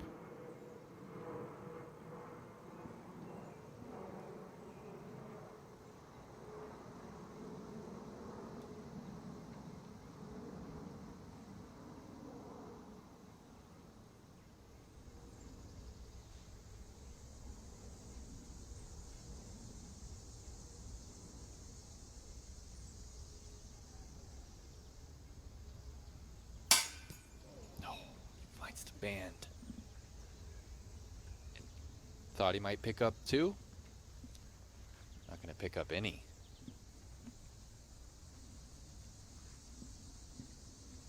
Going to remain 4 back.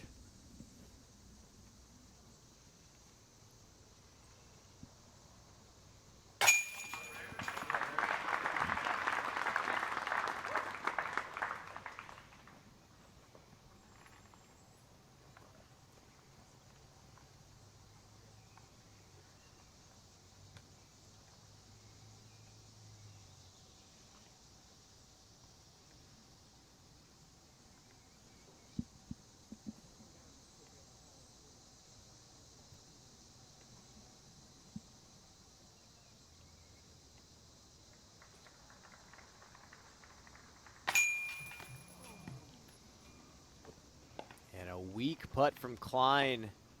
Splashes off the weak side. No birdie. McBeth, chance for par.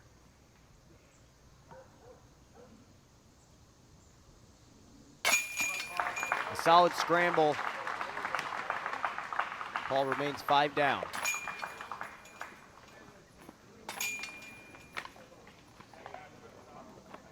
Gannon par, Klein par. Gannon near brilliance, not to be. We head to the par 4 8th after the break.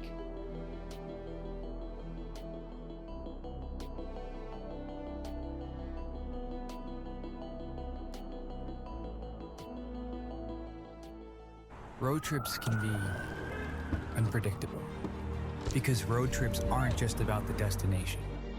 They're about the journey. At Outing, we believe in savoring the journey. These moments deserve to be enjoyed fully. Sip and smile. Connect with the moments in between. Because the journey is the story.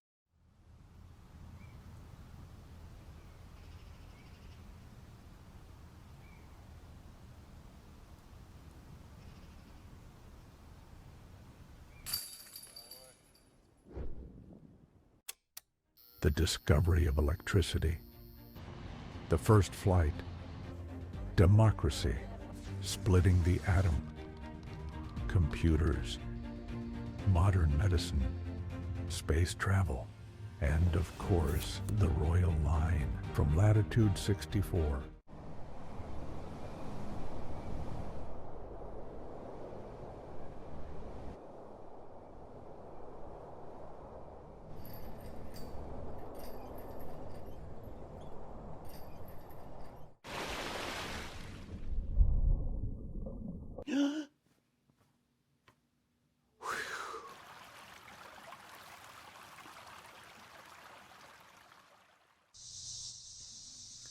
Welcome back to the Disc Golf Network's coverage of Championship Sunday here at Idlewild. Well, Kevin Jones.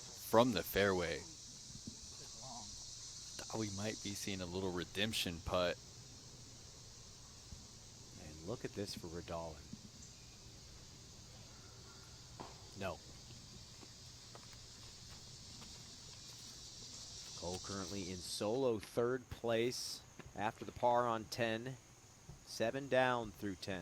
McBeth on 8. Hard chop. Just a little too wide. Is there a route from there? Can he get the birdie?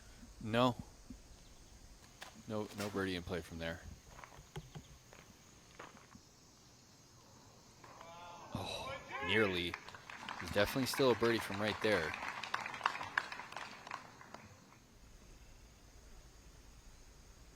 Kyle just needs to take a breath, execute a good shot here, get back on the horse.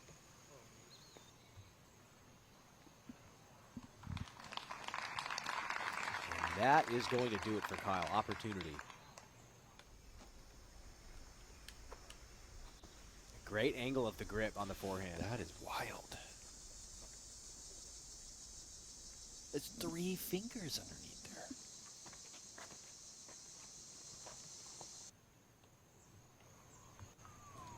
You can't argue with results, Nate. That's right in the middle of the fairway. Never. Raven's wicked with the forehand. Actually, the first time I played with Raven was here at Idlewild. Taking a look at the battle so far, McBeth, clean living. Par on 5, par on 7.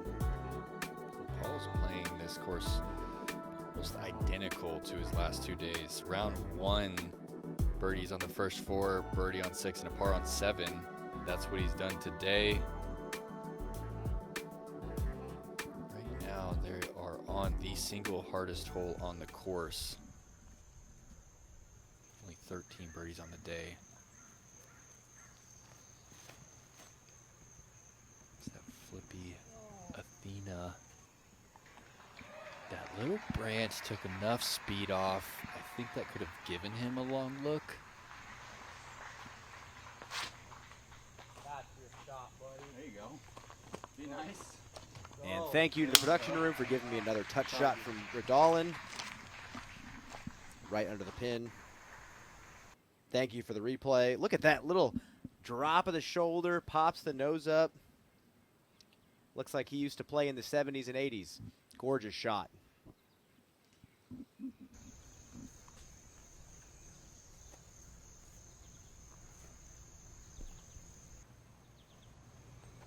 Gannon. Yeah, 2 FD3s here. The Glow one is straighter. This Horizon one is more overstable. Needs it to have a little chop if he goes with that one. Yep, going more overstable, so I want to see it with a little bit of chop.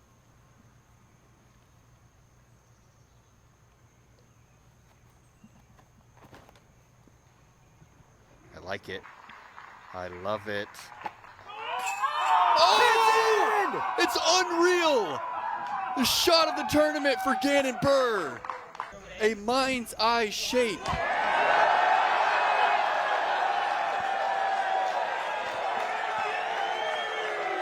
Did you really think the battle was over? Are you kidding me? We are going to be replaying this for years. I have never, ever heard of a 2 on this. On the Pro Tour, this was called a par 5, Nate. It used to be a par 5. And we're here with the telestrator talking about the angle. I have chills.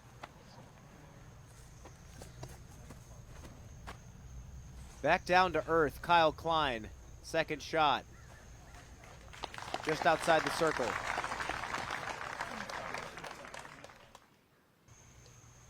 Watching this replay again, Grant, talk to us about the energy on the ground. How did it shake out? Ridiculous shot from Buhr. Guys, it was wild. There was only about 6 or 7 people up here by the basket. Everyone else is behind the group. That's why that strange delay before everybody realized, including Gannon, that went in. It was a very interesting experience from up here to see that go in and hear nothing but crickets for 4 or 5 seconds. That was great. Just can't believe it. That's one way to get back in the hunt. Gannon eagle from 312 feet. Paul looking like a par. Oh, Paul guaranteed par. Gannon's going to pick up 2.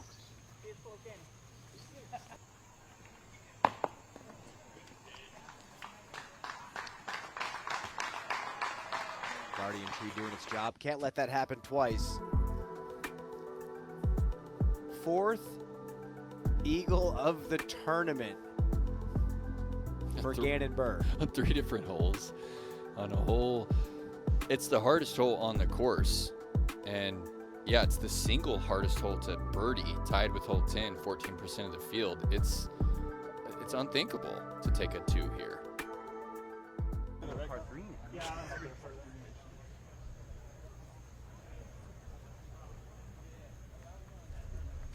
McBeth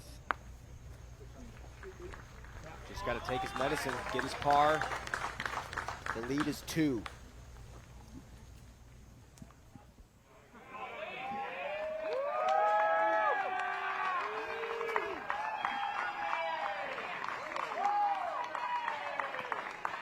The commitment behind the shot to get over on that disc made it that much more emphatic. Verdalen, 12.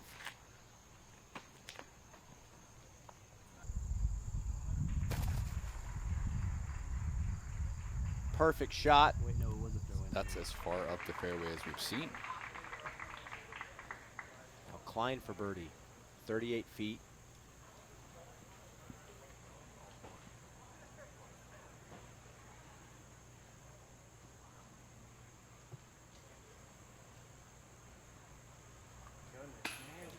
Kind of sensing the extra deliberation there. It's very easy to tell in the way that Kyle carries himself how he's feeling, how the nerves are. He's breathing faster, he's moving faster, he's starting to get tense on these shots. His putts start missing on the weak side. Yeah, all those extra taps. He's just got to slow down, sink into the moment. Now Newsom, birdie.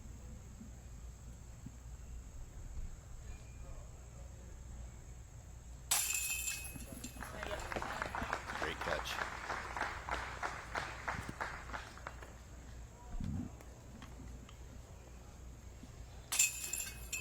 Magic in the air here at Idlewild. McBeth in the lead, Gannon on his heels.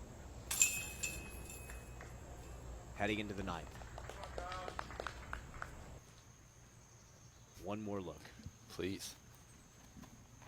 Look, the way that he had both of those FT3s, making that calculation. Ding. I want to see the reaction. Oh. Oh my goodness. And he finally gets the confirmation. What? That's why you buy that ticket right there. That's why. Oh, I guess no one's going to tell me where that landed. Okay, how do you settle the blood pressure after that? Really touchy 9th.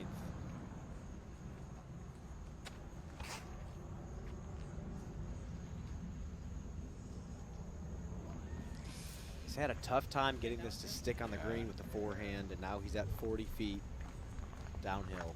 Really like to see him kind of drop into that shot. Frankly, from all the times I've seen people play this, it's a hyzer flip. Otherwise, you're rolling the dice on this green. Like on the skip and the roll? It's more of like a big germ style, soft landing forehand. Sit down. Sit down. Be a putter. Oh, gosh. Please.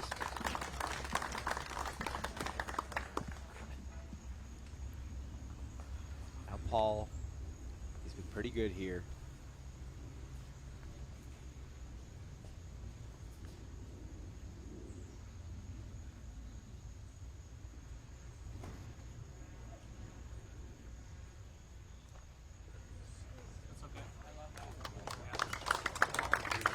We got a putt off from circle 2 on hole 9.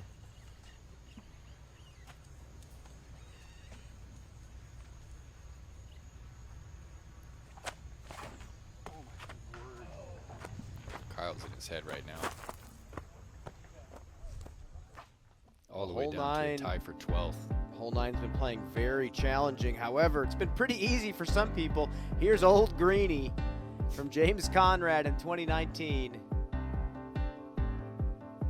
I remember Matteo losing his mind at that shot. Talked about Old Greenie for weeks after that. Dickerson. And similar, it starts on hyzer, gets back to flat quick, and then just banks into the chains. Yeah, but it's just another day at the office for Chris Dickerson. What is this? I'm in the mass, too. Oh, no. What a crazy time period. Which one's your favorite? This one right here. Look at this line. I got to go Old Greenie, but this one is clean. The way that Ben follows through, too. And his reaction. And the stick. That's the second best veteran catch ever behind Evelina's catch in Norway. And this one, the quota is 1 ace per year on hole 9. Did we get one this year? Had a lot of insane shots. I don't think we heard of an ace yet. Nothing in MPO. No. Klein second. Tasteful. Got to give a huge shout out though to Erica Stinchcomb for getting 17 on this course earlier in the day.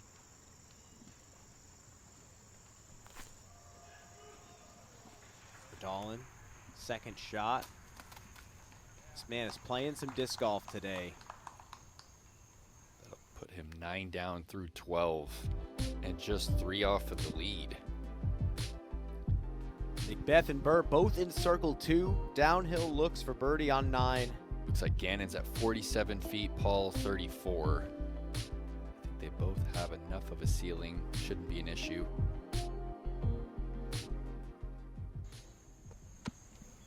Ooh, Gannon actually might have to punch this flatter than he normally would.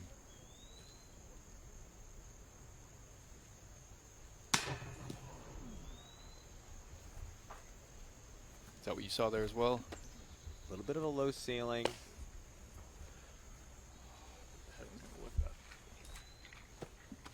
Just talking about the little bit of wind that he's feeling in the woods. Thought he was going to get a lift.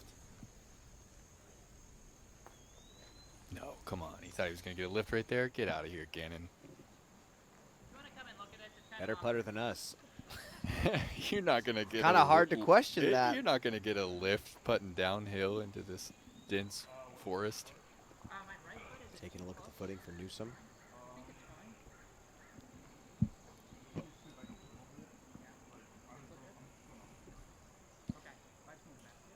Grant, going to throw it to you on the green of 9. Has the dust settled since the shot went in for Gannon on 8?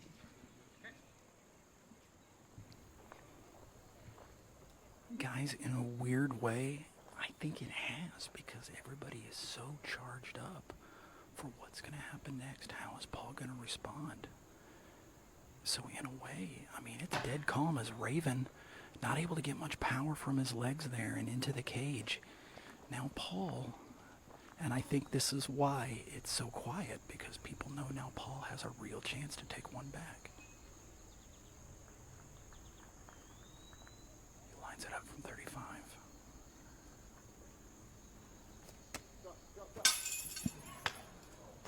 No.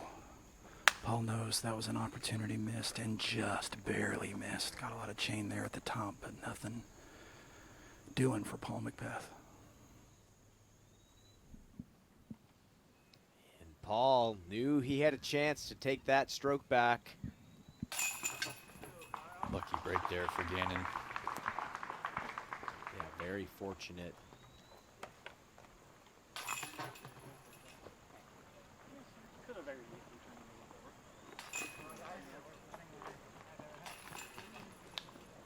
Par for Buhr and McBeth, and they step up to the hole number 10, par 3, 368. Yeah, this is the only one comparable to number 8 on the entire property as far as difficulty to birdie, 14% on this final round. And there is one pure line here. We see a lot of people go straight up here, but then you have to miss a couple of these guardians over here and get a little lucky.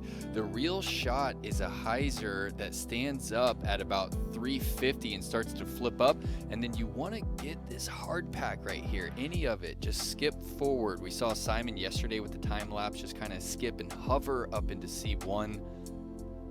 But it is a rare birdie, third hardest hole on the course. Fly Through brought to you by Zenni Eyewear for everyone. Use code TGPT for 10% off your order.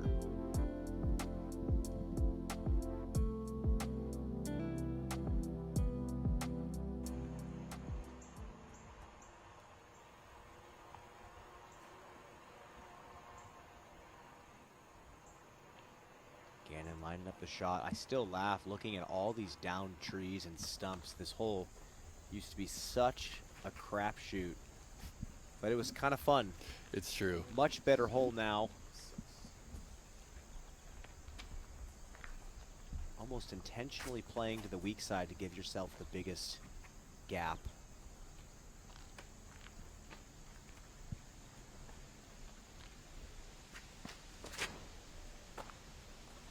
There's that straighter route and a little too flat, but still into C2.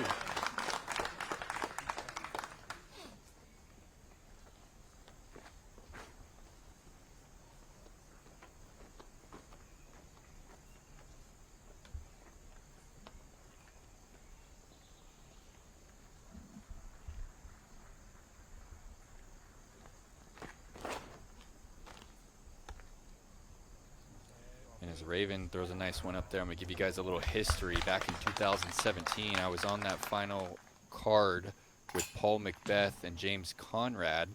As Cole taps this in, Paul McBeth hits the first tree on the right, kicks a mile left, goes on to double bogey the hole, and it really changed the entire dynamic of the back nine. JC goes on to win his first Pro Tour.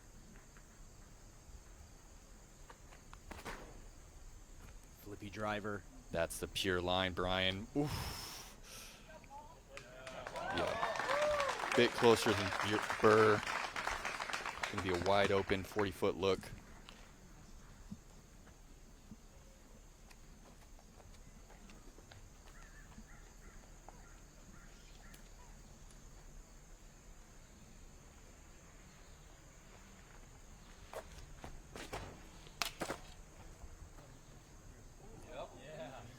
Klein throws his glasses off, pulls it right. He's going to be outside the circle, 50 feet. And now Redolin on a tear.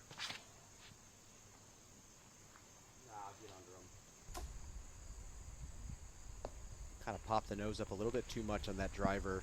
That's still in play. Fortunate reaction off that tree. Likes to pull him into the OB there. Really, on paper, Cole's just missed 3 tee shots.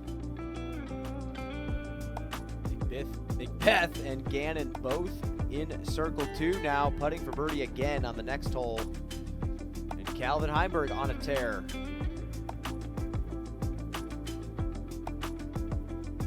77% greens in regulation here at Idlewild. That is prime. Birdied 7 of his last 8 holes, going into 14.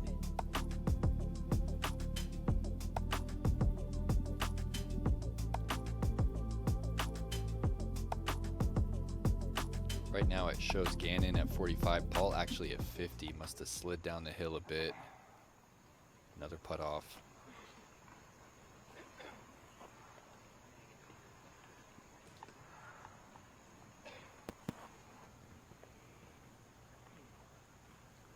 Raven, a bit of a circle.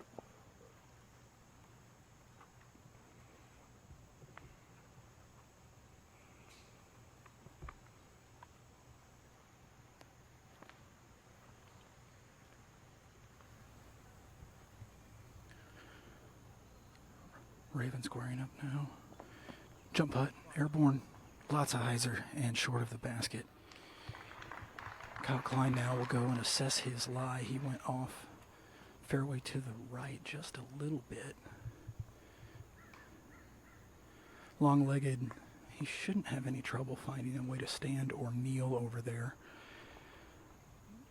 I also don't think somebody of his height and power should have any trouble getting enough power on this shot, but it'll still be very, very tricky because it is quite uphill. Kyle's got the stance. Looking at what could be a very nose-up sort of floaty, unless he pops it back flat at the end of his release.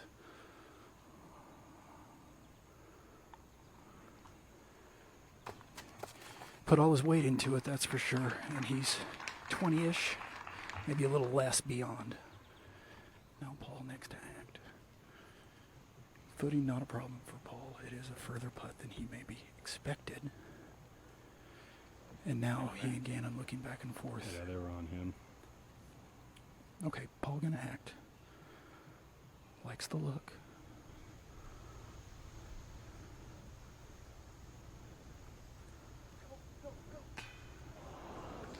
Solid bid there from Paul and off the front of the rim. Opportunity Buhr. He's salivating over this one. I believe he's got a completely unobstructed lane.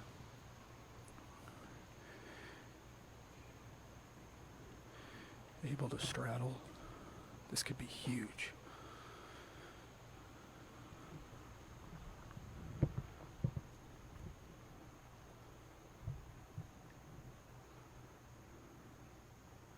Get there. Score. And in, no doubt about it. Gannon Buhr takes another away from Paul McBeth. And now we move to the 11th, the eminently aceable hole, although yesterday's lead group, nobody was even remotely going for the ace. Just cleanups on the green now.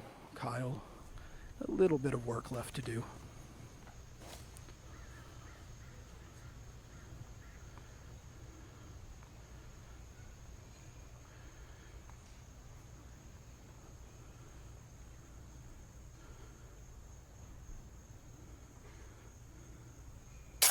Couldn't speak there because I'm fairly close to Kyle. But he buries that, no problem. And now Raven will clean up, and then Paul will drop in a par. Things tightening right back up between the two leaders.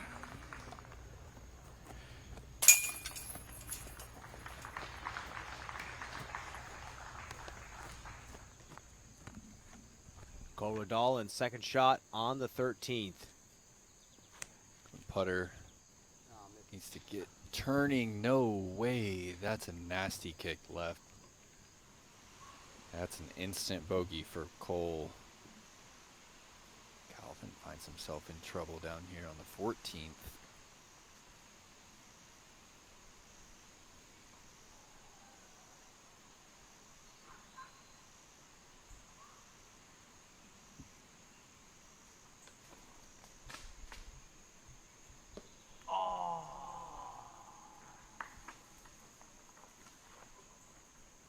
Even more trouble right into the center of the creek there. Well, you never know, Brian. At any moment, our sport could deliver an instant classic. And it's happening right in front of our very eyes. Eagle throw in from 300 on 8. Circle 2 on 10. Here's Gannon now on 11. Playing for the ace, just going to bury this forehand into the ground, pin high. He really wouldn't change anything about that shot. That's exactly where he wants to putt from. He's not trying to hit the wood and risk a rollback.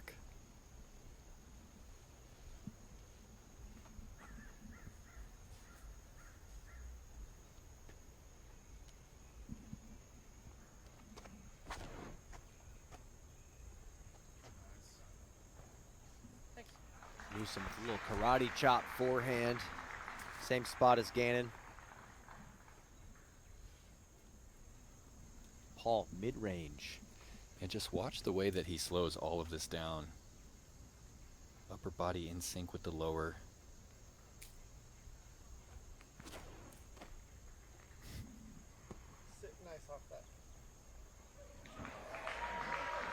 Just outside the bullseye. 242.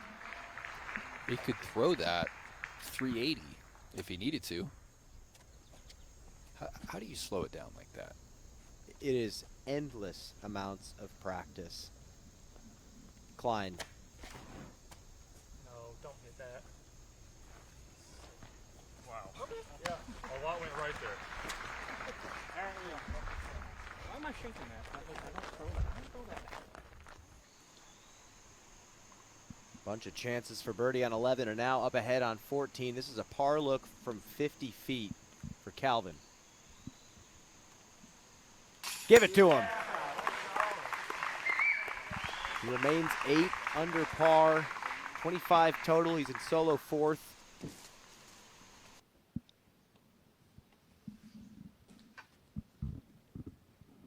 Still somehow just flat, just a flat pitch. You try and get out there to 60 feet and pop it off your fingertips and see if you can get the distance you need. It's nearly impossible. Like you said, years of experience. Probably takes 7-8 years before you can actually bring that putt out in a tournament. O'Dallin. Bogey on the 13th.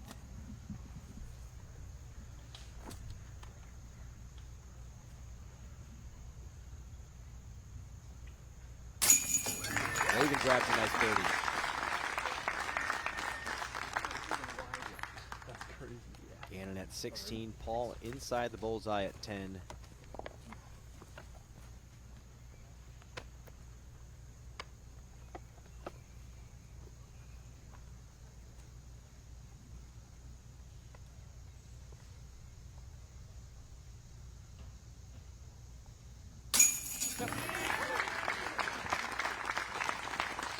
Technically only his second circle one make of the day. Hasn't dropped one yet. Just one missed putt during the first 2 rounds.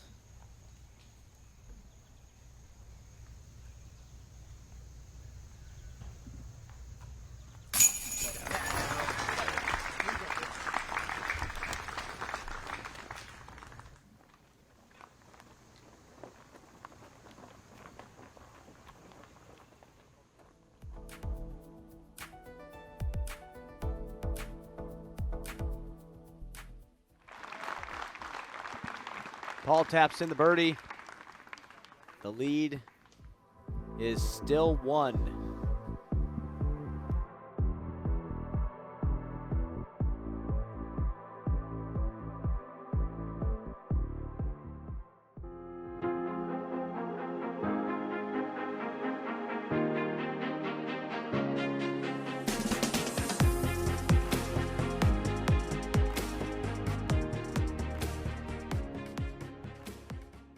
This bag. This bag. This bag is lighter. Very sturdy, comfortable. It's beautiful. I'm in love with it. I feel like I'm just gonna have this bag forever and it's never gonna fail me. This is the Octothorpe reimagined.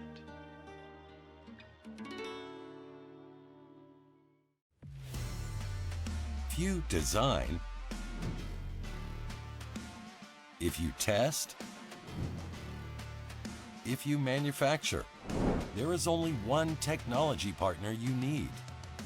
TriMet Group is the leading provider of design, engineering, and manufacturing solutions for thousands of companies across North America and Europe. Innovation starts here. TriMetGroup.com.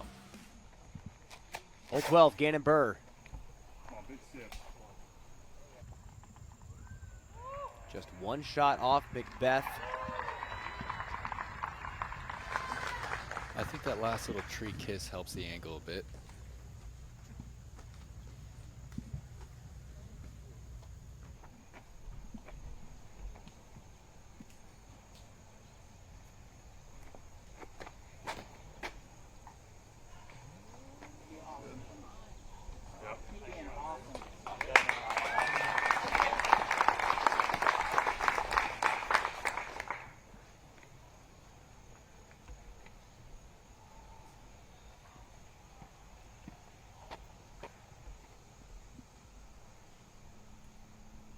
Gotten this the previous 2 rounds. That's inside. Is that enough? No. Big time miss. Grant, what do you see down there as Kyle lines up his shot?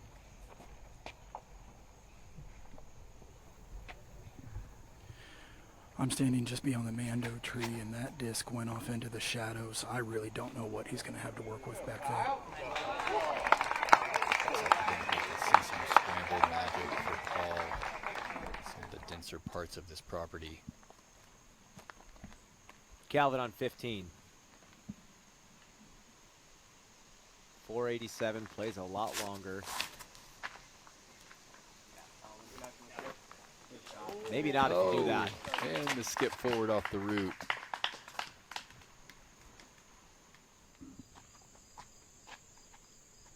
Cole again.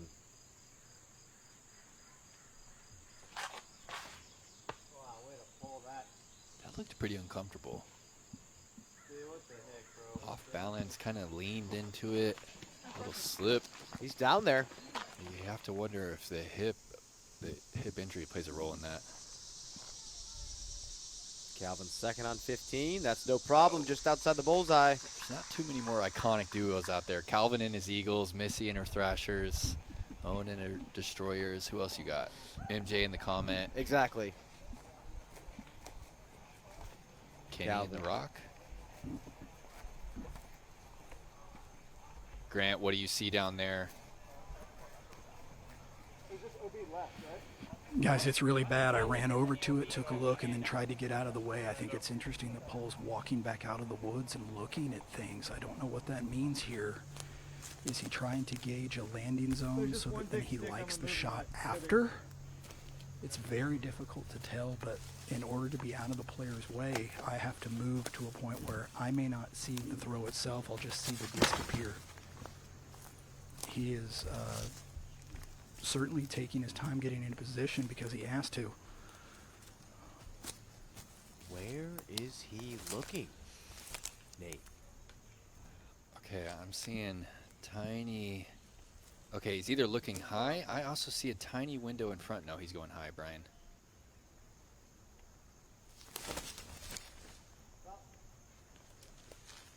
He likes it. That's scramble magic, if you ask me. Not trying to get to the pin, just trying to stall that and get past the wall of trees. I think he can shape something from down there. Can we see this again? Grant, can you give us a better idea of where that ended up? Kind of got a rough camera angle.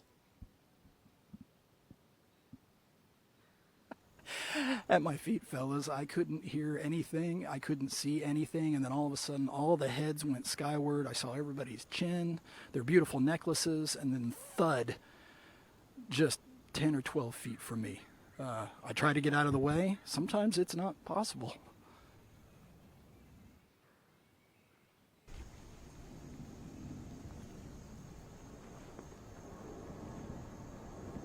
Raven.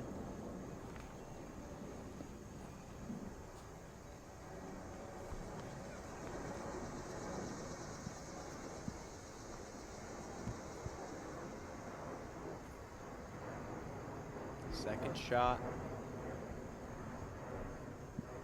Technical forehand. Now just hit something. Now hit something. It doesn't. No putt from over there. What does Gannon have?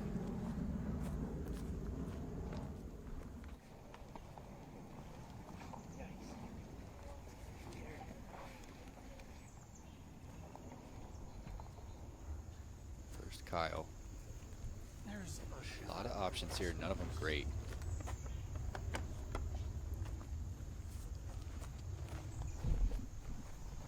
Just around this cluster, back, taking a look. How wide is that gap? All these micro calculations.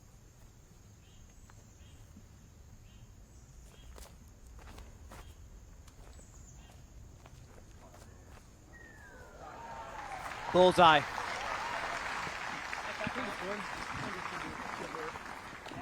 why I love this game.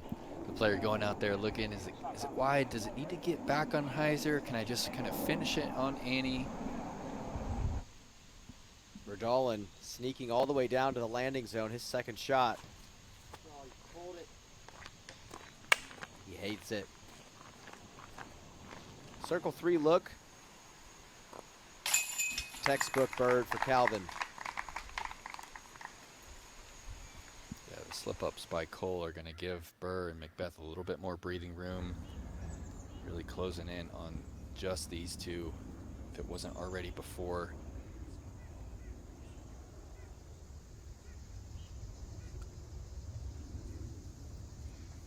Ooh, this is really awkward.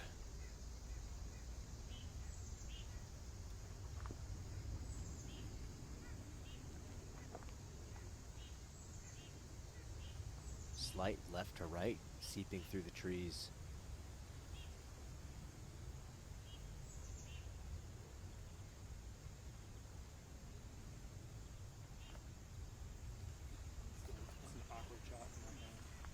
He did it. Yeah, I can't really even explain how difficult it is to get the forehand flying forward first with that tree on the right. Gannon has been so impressive with the way that he has his front finger and his middle finger on the inside rim and just pushes it forward. Look where Paul landed. Gotta sit down. That'll be a big time scramble if he cleans that. 25 feet for the par. If he misses that, the lead will switch. I mean, he was in deep jail.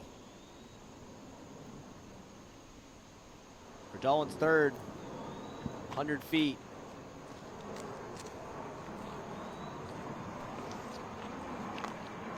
Tap in par. Verdalen's going to stay at 26. Calvin also at 26. Here he is in the par 5. Yeah, dude. Oh, come on, hide it. That's trouble. And it stays in trouble. OB right.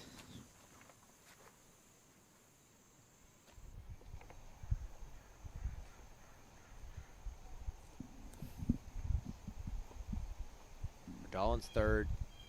Sorry, Newsom's third.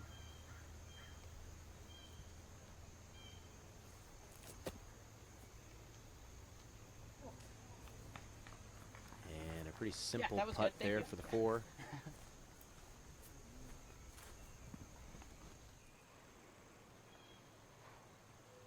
Par save.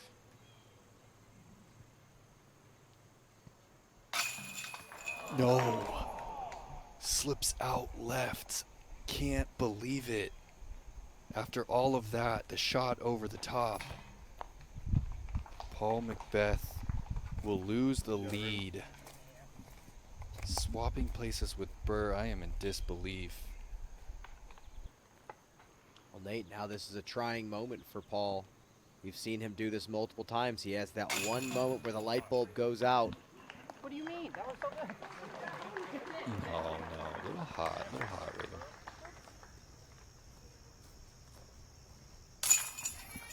It happened.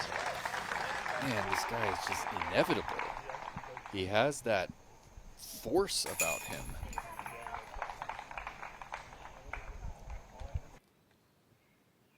And this is weak side for Paul. Definitely missed on the left, but take another look. I didn't like it from the beginning. Yeah, actually a little bit more on the pole than initially thought. I just thought it got the left side chains. It's 50-50, maybe a little lower. Oh, he didn't like it. He's going to have to dig deep. The lead is now Gannon's. Wow.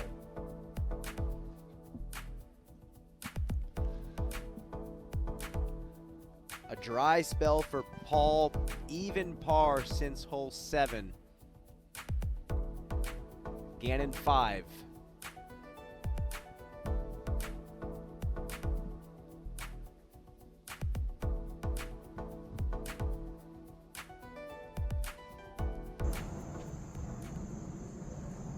Tee of 13. One of the hardest holes in the course.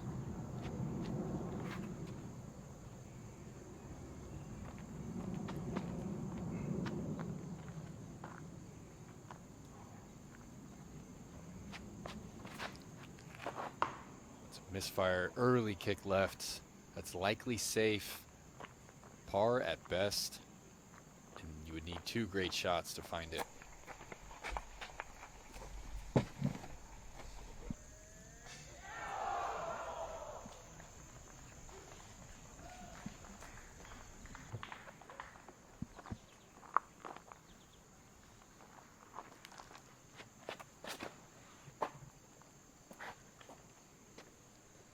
Kyle slamming on an overstable driver. Hits the gap. Decent spot. You want to get that flare down the hill. Still a chance to get up and down.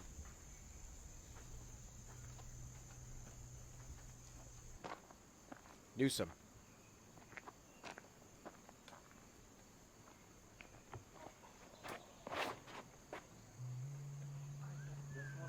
Yeah, I like the turn with overstability through the gap. Wow. Sit down. Oh, it's not going to. It jumps into the creek. How unfortunate.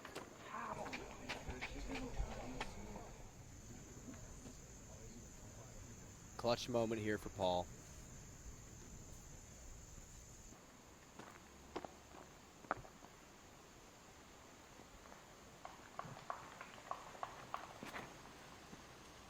It's perfect. Maybe needs the same treatment as Raven. Maybe needs to slow down. Actually, I don't mind that tree at all, Brian. I think that could have been hot. Huge advantage for Paul. Calvin's third after the OB drive on 16.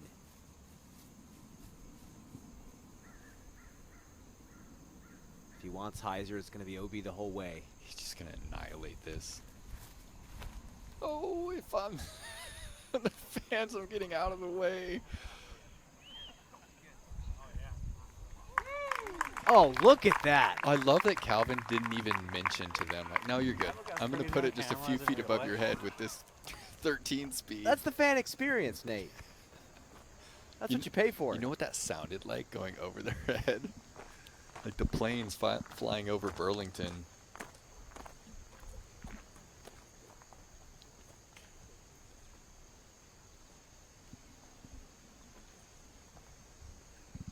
Oh, no.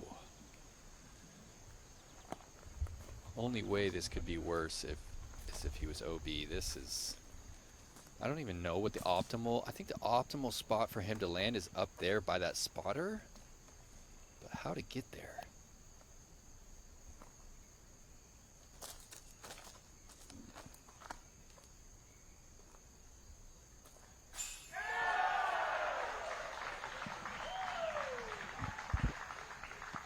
Don't worry, that's just birdie energy. That's not an ace cheer.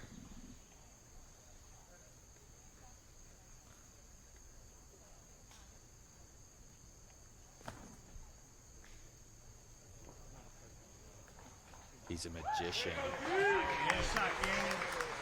Back against the wall. Tosses a dime over the OB Creek, around the corner, in position for an up and down for a par.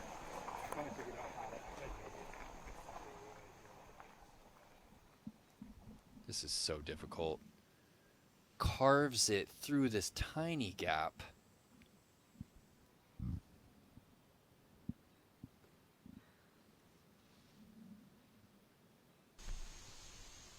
Culver Dahlin's second shot on the 15th. 26 down.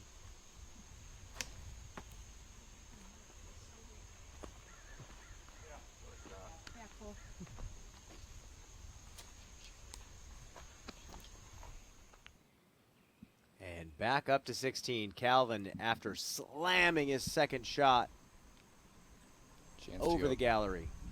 Chance to go OB birdie right here.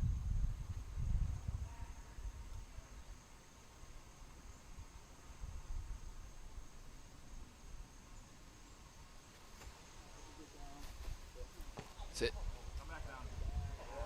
Just goes back in, safe.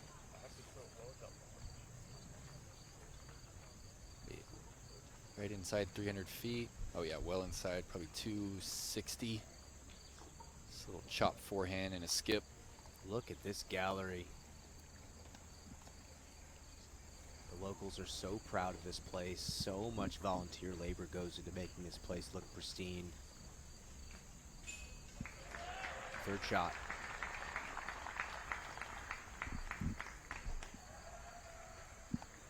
Do you play wide and all hyzer?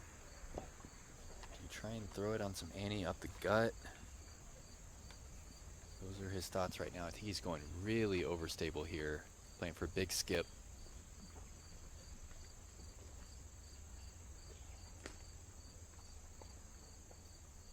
There it is. Oh no, it's a terrible kiss. That's a red flag, Brian. Third shot goes out of bounds. That's a double bogey at best for Buhr. We are trading blows here from the #1 player in the world and the GOAT.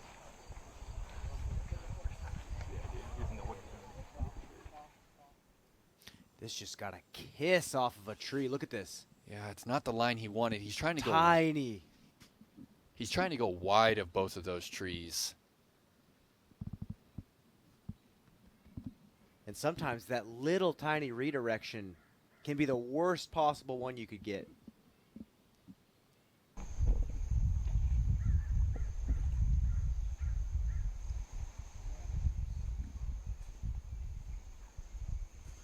Grant, we're watching Paul line up. What's the energy like down there? Big gallery funneling into the woods.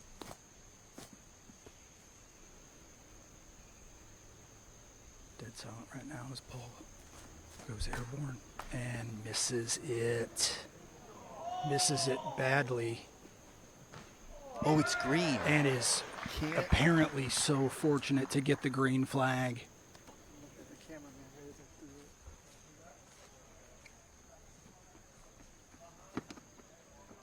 That's on me, Grant. Getting a little excited here in the booth. This is just a wide open misfire right here.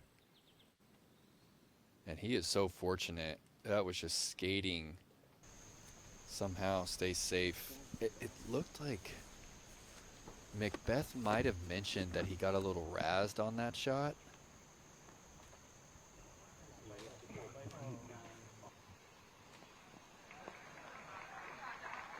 Short pitch for Kyle.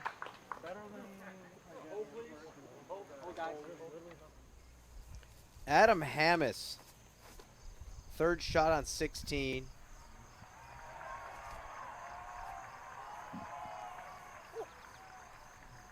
Save by catch, almost crushed these things. Makes the island.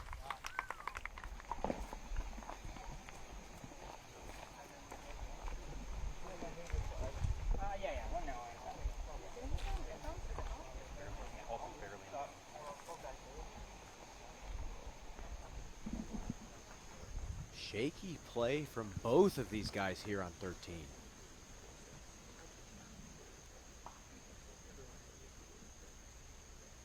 Barely safe.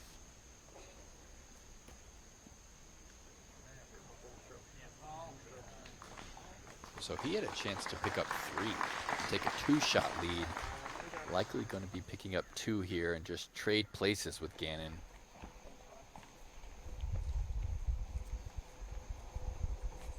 Feel the tension from here.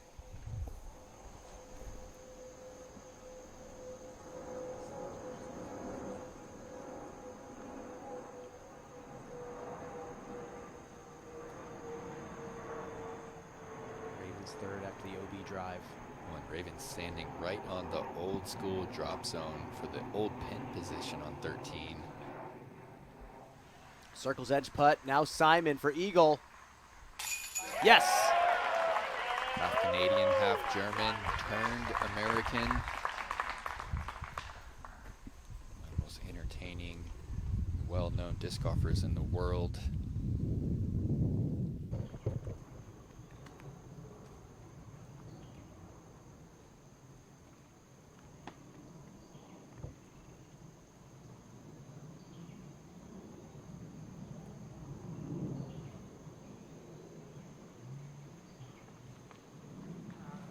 You know what I want to know, Brian? I want to know Maybe Stat Mando can help us out. When is the last time Gannon's taken a double bogey when competing for the win?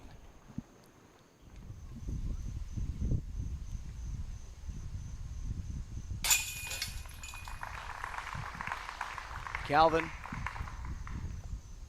grabs the par.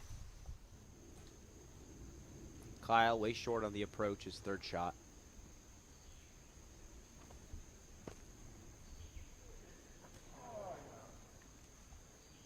It sits just outside the bullseye.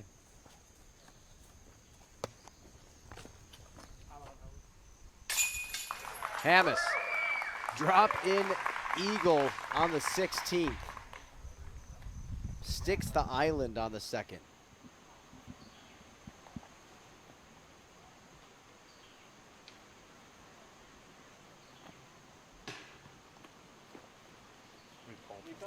Not going to happen for Raven.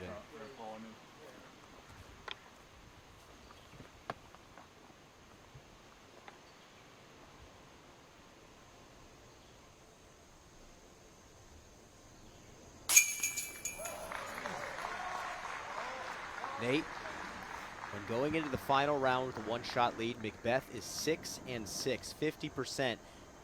When trailing by one at a major Elite Series event, Gannon Buhr is 3-3, 50%. Something has to give here at Idlewild. Trading blows. And more traded here on 13.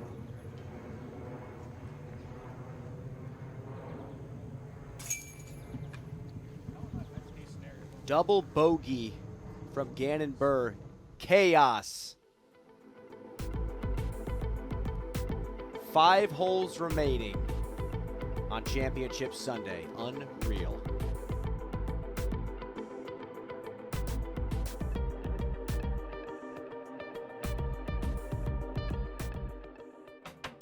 Hi, my name is Garrett Gerthy, and I use the Double G compact cart.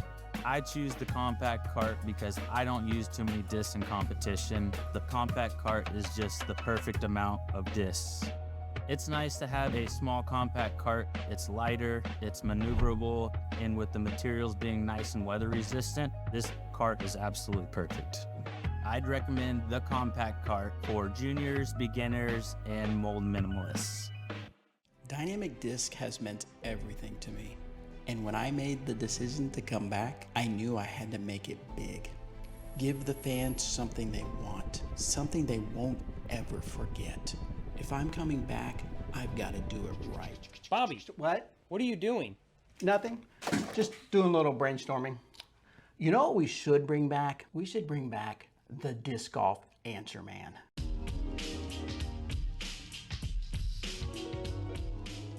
What is the simplest way to improve your disc golf game? The answer: learn from the very best. Paul Ulibarri, Simon Lizotte, Ezra Aderhold, and Holland Hanley. They're not just players, they are your elite coaches guiding you every step of the way. The Power Disc Golf Academy is the premier online disc golf academy with over 150 on-demand lessons that are specifically designed to improve your skills right now. So what are you waiting for? Join today at powerdga.com. When you think of Cincinnati, you might think of the breweries. Or the skyline. Yeah, that one too. But what about disc golf? Did you know Cincinnati was ranked number 8 in the nation? And since that list came out, we've had 3 new top-rated courses. In fact, we have 15 top-rated courses, and all of them are free to play. So save your money for the Pro Shop and plan your next disc golf getaway to Greater Cincinnati. There's a place where the game meets the extraordinary. Eagles Crossing Disc Golf, a realm of lush fairways and peaceful woods, where every hole offers a new chapter in your adventure. Explore this one-of-a-kind disc golf property that boasts not 1, but 2 championship-level courses. Eagles Crossing is where your perfect round begins. Book your tee time online at eaglescrossingdiscgolf.com. Hi everyone, I'm Katrina Allen on behalf of Team DGA. We're going to talk to you today about the release of my Typhoon in the Atmos plastic. First reaction to the Atmos Typhoon. It has the dome of the Protos. It has the grip of the first flights, but these are a little stiffer, and I think they're prettier. That flies so good. In addition to the Typhoon, we're also releasing the Sonar and the Quake in the ultra premium Atmos plastic. Welcome back, Harry Chase, 16 from the fairway for Eagle. The Rhode Island Rampage. Harry Chase from Circle 3. Up and down day. Look at this. We've been seeing so many highlights on this basket.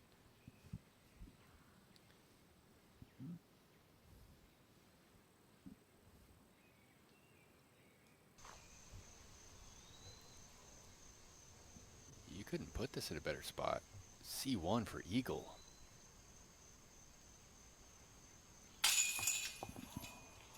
Oh, that was to tie Gannon Buhr at 29. Up to the treacherous 14th.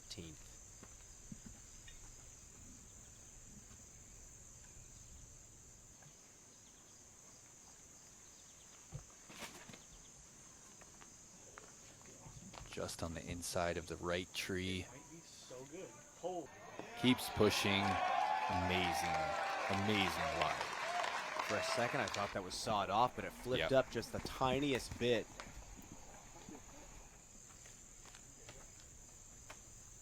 Again, in this overstable, swirly PD2, old school disc. Gonna go more Annie into the gap. Love it. Get the forward roll. That's about as pure as you can throw this tee shot. It's actually right side can be pretty tough right there. I like Paul's lie just a little bit better. But Gannon might be able to just break all of that nonsense with a jump putt. Yeah, you can spin putt a little fairway driver, no problem. Paul McBeth, 30 under par. Gannon back to 29 after a brutal hole 13.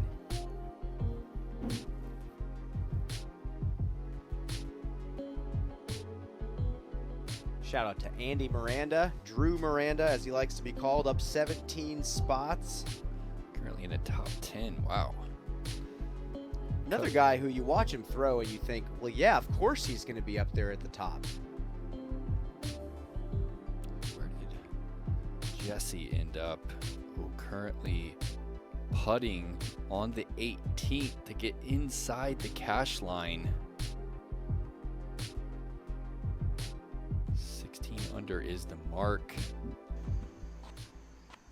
And here we go. Radalin 28 down, 1 off Gannon on 17.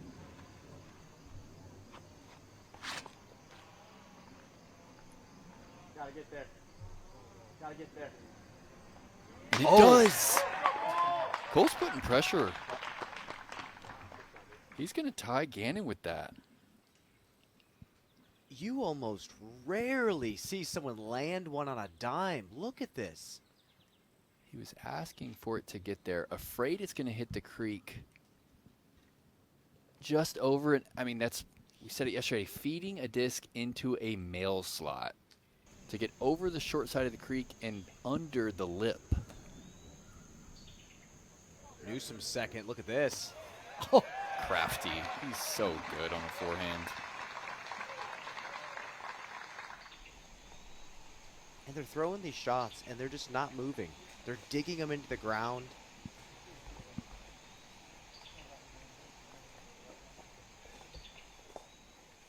That thing catches edge. It's flying past the basket.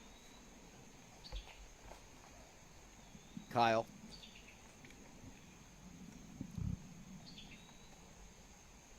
Only 4 down. No bogeys. This will be a fun shot. Really understable. This is super flippy origin. Watch it glide out. We got another one! What is happening? Are you serious? Gets the flippy origin to glide out into the bucket. I can't even believe what are is we watching? unfolding.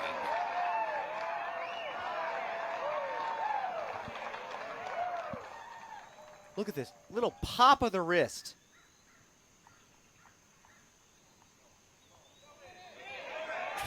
That's a catch frisbee.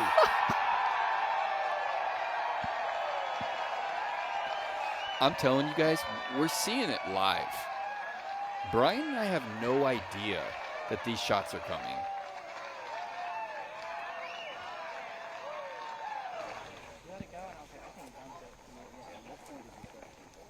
I'm standing up. I got to stand up.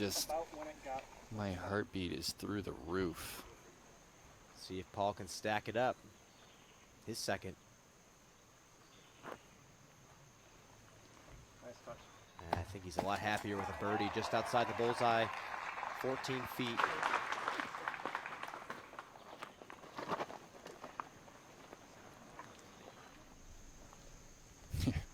Oh, this is so far up there.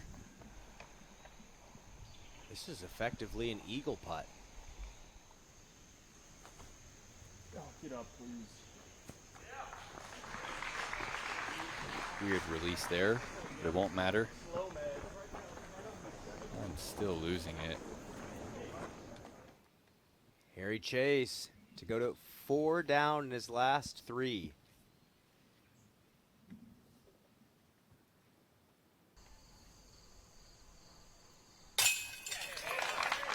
He's done it. What a battle from Harry Chase. These are those rounds you go home proud of yourself. Even though it didn't go your way, you didn't give up. Dickerson for birdie on 18. Yes, sir. Chris birdies 11 through 18. He finishes at 10 under par, currently at a tie for 4th place.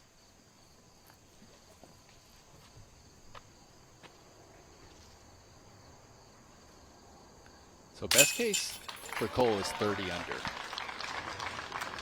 Ball's going to get to 31 here. Gannon's going to go to 30.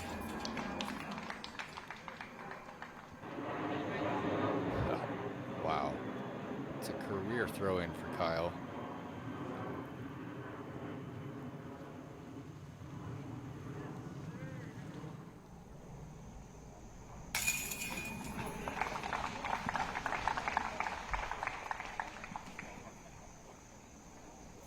Gets the birdie, goes to 6. Paul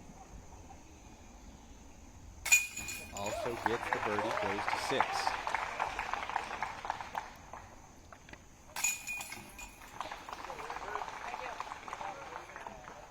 We just played it 5 under as a card. Wow. Take a breath.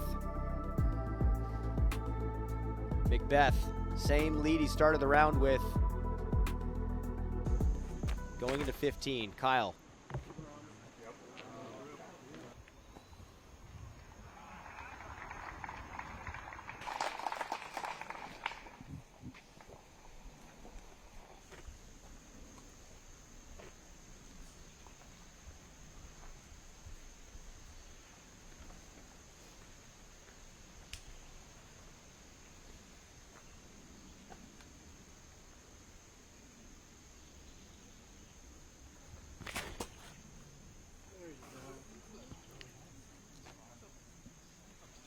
Man, another one that looks sawed off, but it's a flippy driver.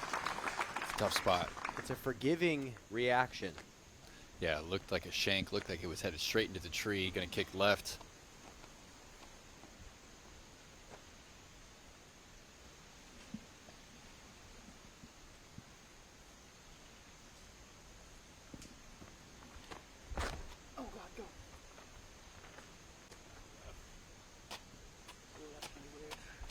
Not get the same reaction. Grant, as Gannon lines up his shot, what's Paul's angle like?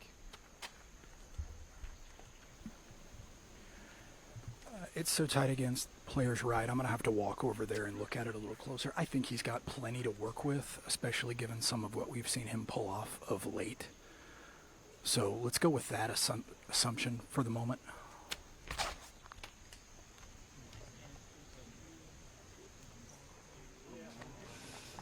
Also trouble, Brian. I don't like those. I feel like Paul might be able to put himself to the edge of circle 1. Really? I don't think he's going to be able to cross into it from that side of the fairway. Both players going to have to get crafty here on 15 if they want to budge at all.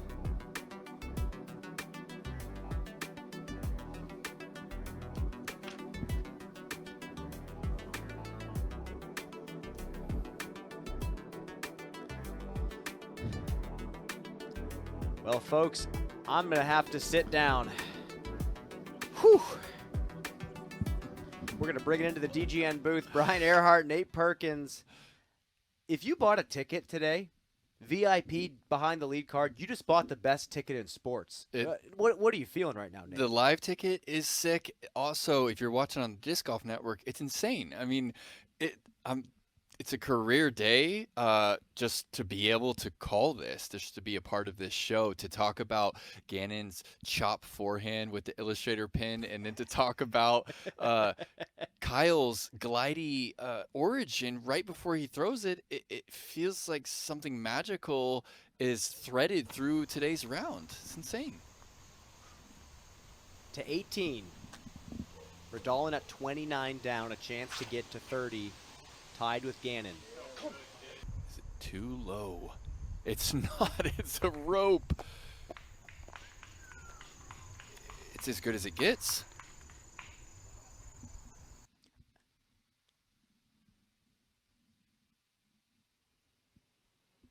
This is so low, but it just skims the top, I believe, of that hill. Yep. It does. The best reverse skip you can possibly get.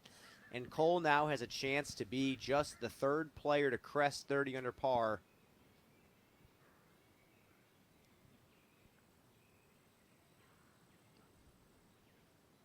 And that was a moment ago. Kyle watching DGN. Why would you not? Hopefully it's unplugged. Else he'll hear us yelling in his ears. It'll distract Gannon. Full volume. Nah, Kyle's not going to be that guy. Gannon Buhr. Oh, this is cooked, Brian. There's no up and down from here. Maybe a roller if he wants to get aggressive. We could see him pull that function out that he's been rolling. I don't think so. Almost feels a bit too aggressive. Yeah, I also think Gannon got a good look at Paul's and knows that his lie is also bad.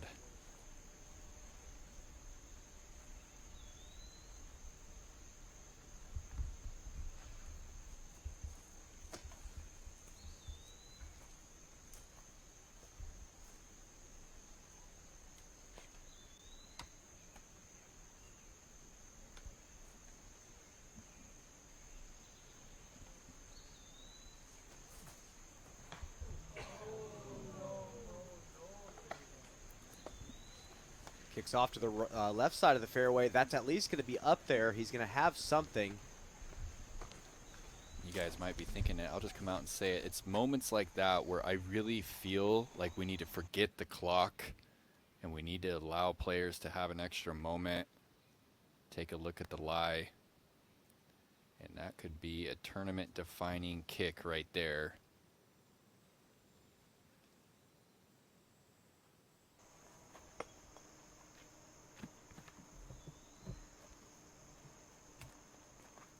Kyle. Just to go with his hips open. These are always tricky. Oh no. Sit down. Always tended to be my miss if I had to open up like that.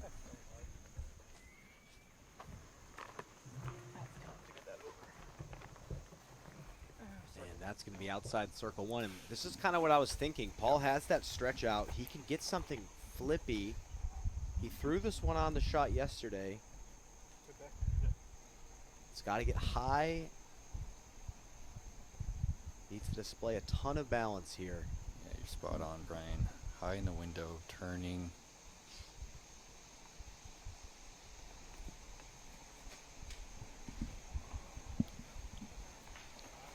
Oh, clip something. Still an opportunity to take at least one. Extend the lead.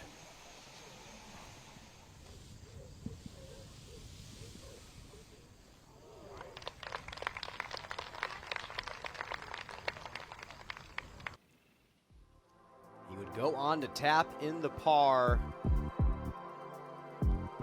This is the battle people were looking for, Nate.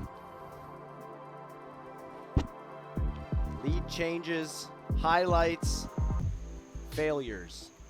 Gannon, step putt with the mid, trying to get up and down to save par. Paul, a chance for birdie from circle 2. Yes. Okay. Bullseye tap in. Paul, a chance to take it to 2. And 16, 17, 18, Nate. Some of the biggest swings on the course can happen on any one of those. Yep.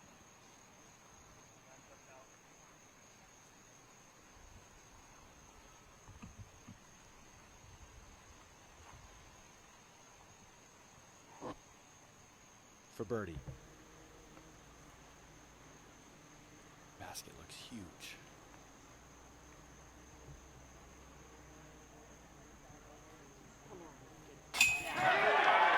Got it. Ice in his veins, clutch birdie, takes the stroke on Gannon. Finally, something gives.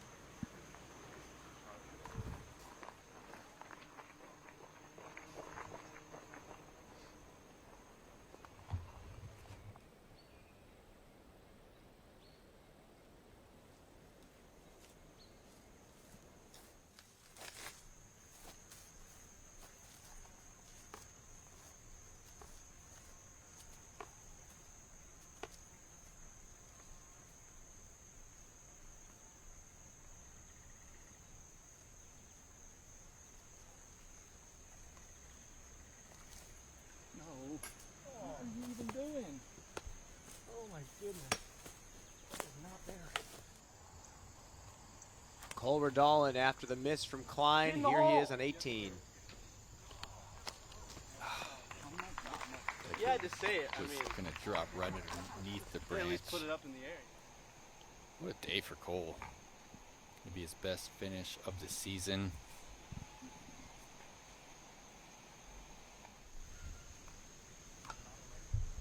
Kyle for par, a little bit of work left.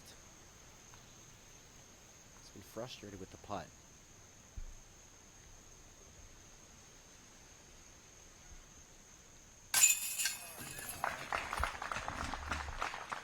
That one seemed a little shaky as well. Paul's did not. What I liked about it most was the pace, the trust. You start to see players kind of jam those putts home late. But Paul, over the years, has been able to stay with that same speed, even in the highest pressure moments. They head off to 16. McBeth. Circle 2, Cash extends the lead to 2 heading into the home stretch.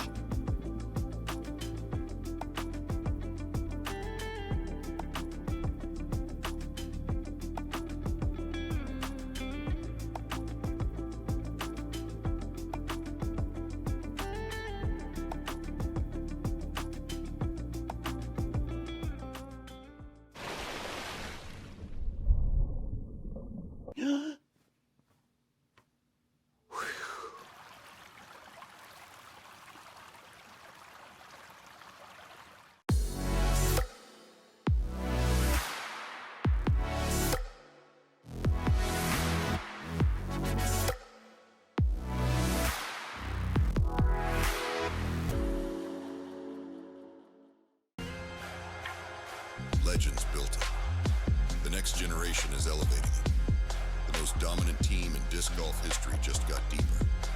World champions, record breakers, the future of the game, united under one banner. This isn't just competition, it's a legacy in motion. This is the next chapter. Discraft, built for flight.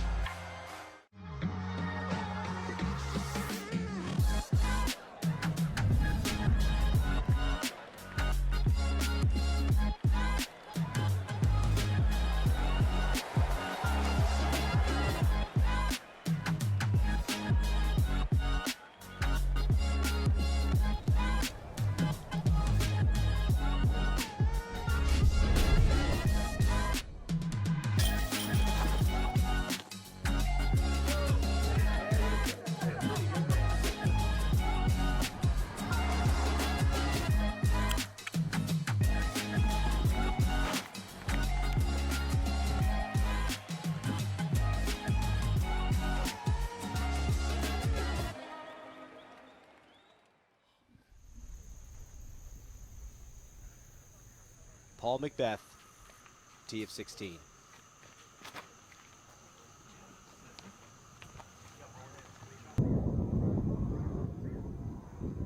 It's ideal. We are commercial free the rest of the broadcast thanks to our friends at 1010 Discs. It is crunch time. Newsom. Well, Grant, how's the wind out there? It looks like tail right to left. I don't know if I'd call it tail. It's definitely right to left. It's just hard to judge whether or not it's quartering a little bit in front or from behind. Whatever it is, it's really, really light. The only way it'll impact a throw is if the throw already was an unintended throw, I think.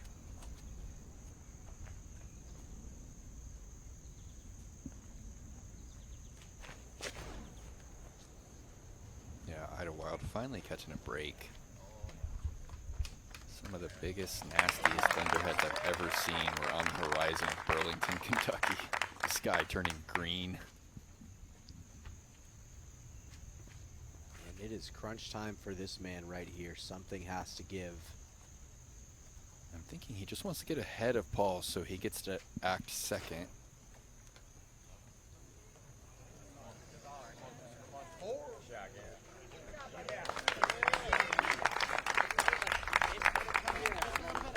Solid shot in the fairway. Grant, who's first up there? I believe that was Raven maybe first. I do know the most important thing, though. Paul will act before Gannon. Gannon outdrove Paul by, perhaps 18 to 20 feet.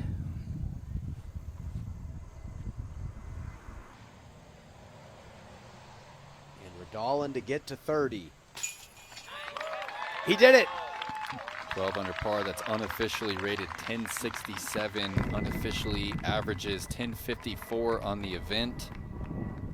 His best tournament of the year. Only his second top 10. Other one being the Cascade Challenge up in Washington.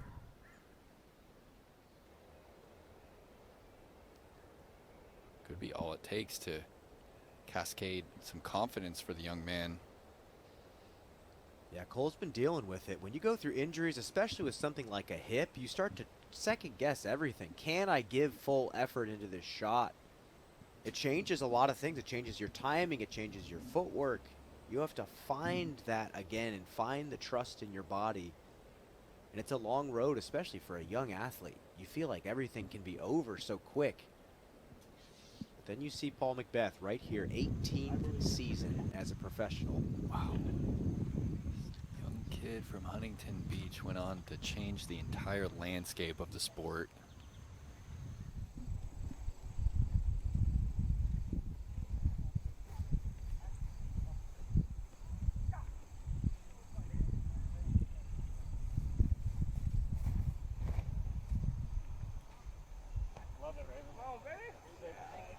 This man's bag is overstable.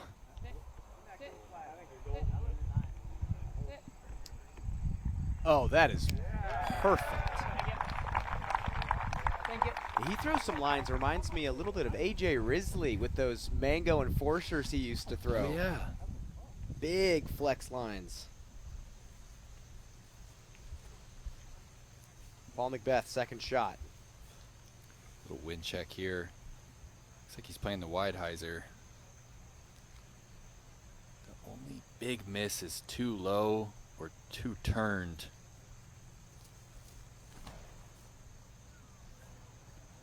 And it is neither. It's committed.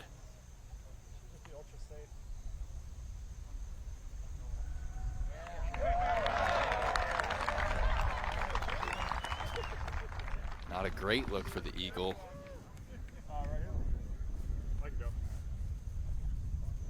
It's too wide. Might have a long chance. We've seen players make from over there. Tough part is fading towards the out of bounds. You'd rather be on the left side. Gannon has only eagled this hole. Chance to do it again.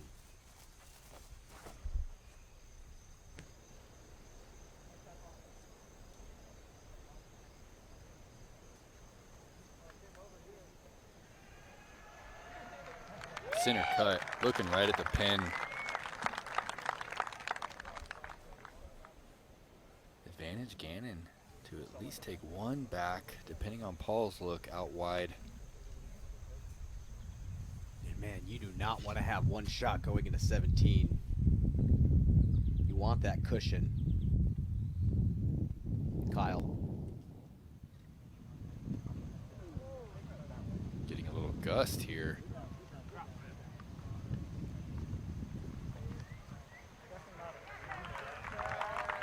We saw Chase hit from over there. There's a chance. Zach Arlinghouse, the lefty. Huge shout out to Zach. One of the more local players to here that we have. Got to be a great feeling to jump up the leaderboard, up 7 spots after an 8 down. Grant, did you get a look at Paul's lie over there? Does he have a bid for eagle? I'm sitting at his disc. He's got a nice window that will allow for a slightly hyzering putt. It's got kind of a low ceiling, but if you go stabby with it, the distance isn't a problem. Honestly, my biggest concern is if he skips long and goes over the rocks just behind the basket from the angle he's got, he's staring right at him. That's my concern about this look from Paul. Otherwise, it's a pretty stock circle 2, maybe, well, no, it's further than circle 2. Pretty stock little pop. Another look at Paul's.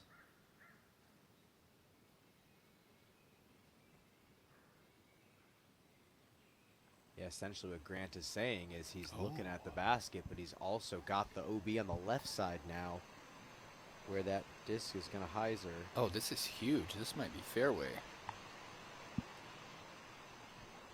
He ran a really bold putt from this area yesterday, but yeah, this is almost that half throw.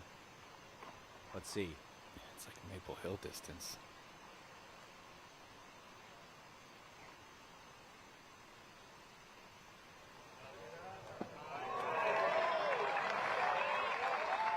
Tap in birdie, pressure on Burr to take a stroke back.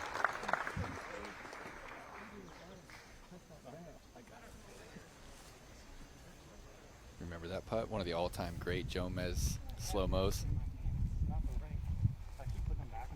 Hole 13 at Maple. We got to go back and watch that. And when you brought up the putt from the Australian Open. Klein for eagle.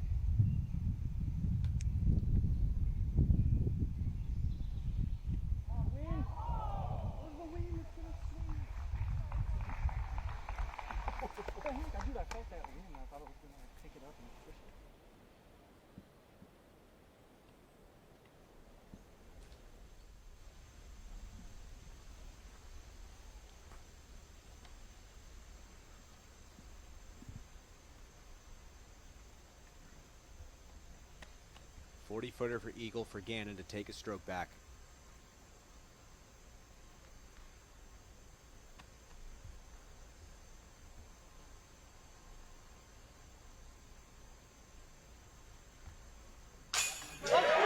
Ice.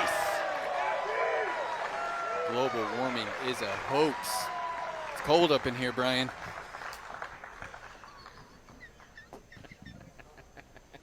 Got to put my jacket back on. A wild statement after a huge putt from Burr. Unreal. Gallery behind, getting the best show you can pay for. The lead is just 1. Did anyone doubt it? Let's go! Definitely not Gannon.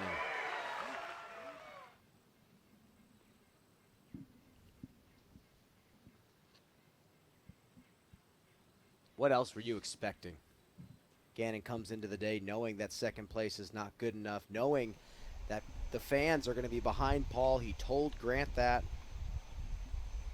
Can't let him get the win that easy. No problem from Newsom.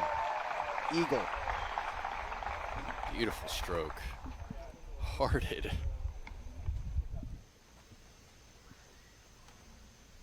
think That'll move him inside the top 10.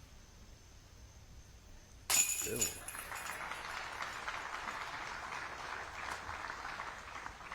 For me, the wheels are turning.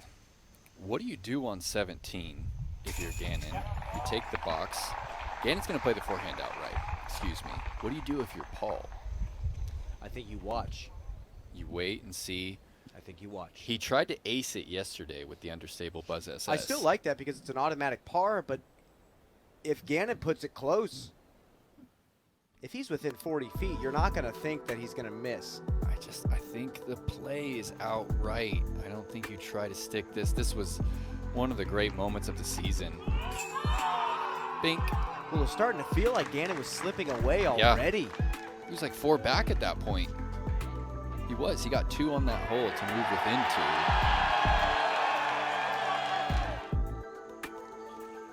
2. Kyle Klein on the 14th.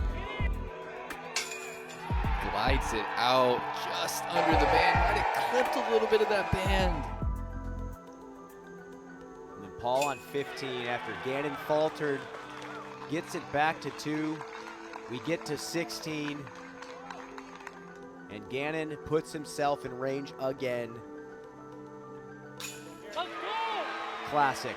3rd eagle in a row on 16 for Gannon. 1 shot separates them going into the treacherous hole 17 that has broken so many hearts. So close to the end of a round.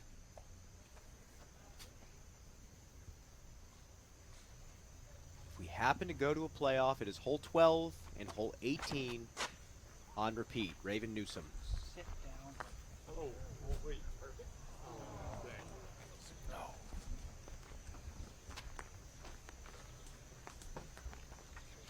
Feels like it's easier to find the OB Creek than it is to find the green flag.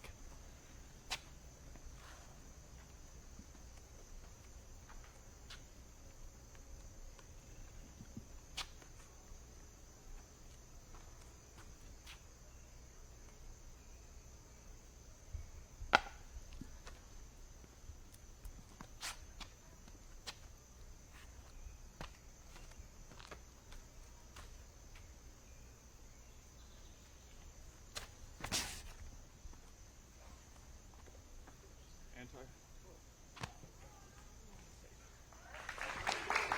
45-footer downhill. We've seen that putt before. Now Paul to act. What does he choose?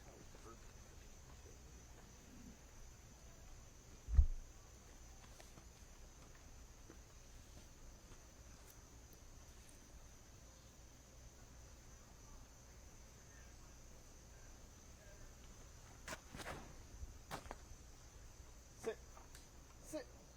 Oh, got lucky this time. Safe on the surface. Well, that was headed nowhere but the creek, Brian. A great tree. And currently they have Bird listed putting for birdie from 65. The back edge of C2.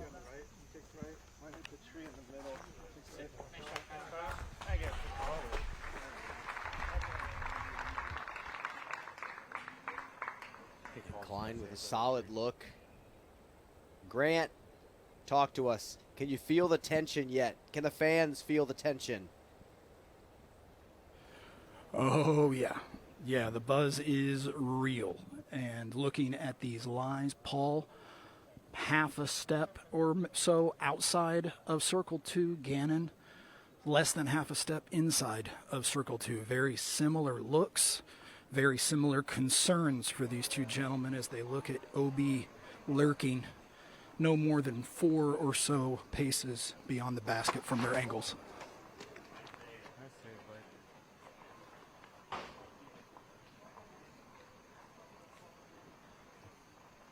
This is the point in a round where everything just slows down. Circle 3 for Paul. 22 meters.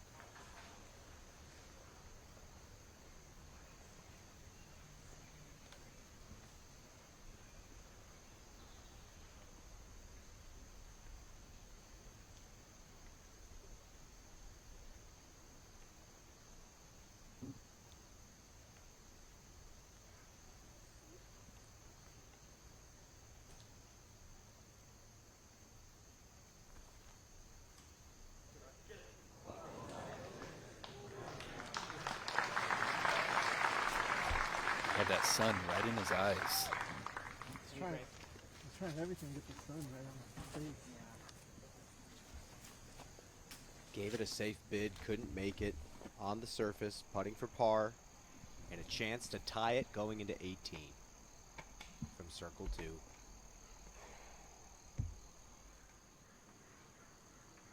$65.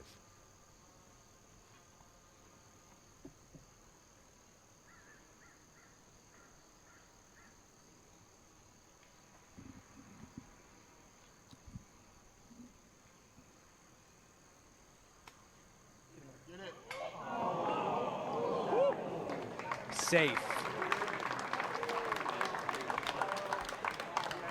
Bart kind of skipped a beat thinking it might go off the top and out of bounds. We still have a ball game. Both of these guys, edge of circle 2 or just past it with OB all around. They're still giving it a full bid. Just high. Well, and hole 18 is playing as the 5th most difficult hole on the course.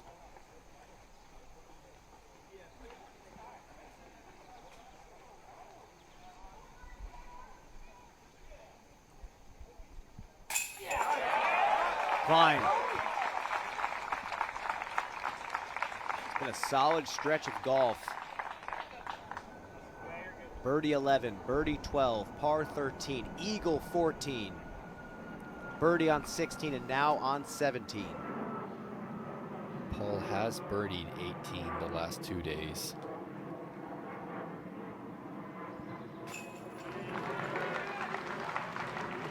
Klein will tap in. Sorry, Newsom will tap in. We're even going to have a chance at a top 5 finish here if he can find a birdie on the 18th.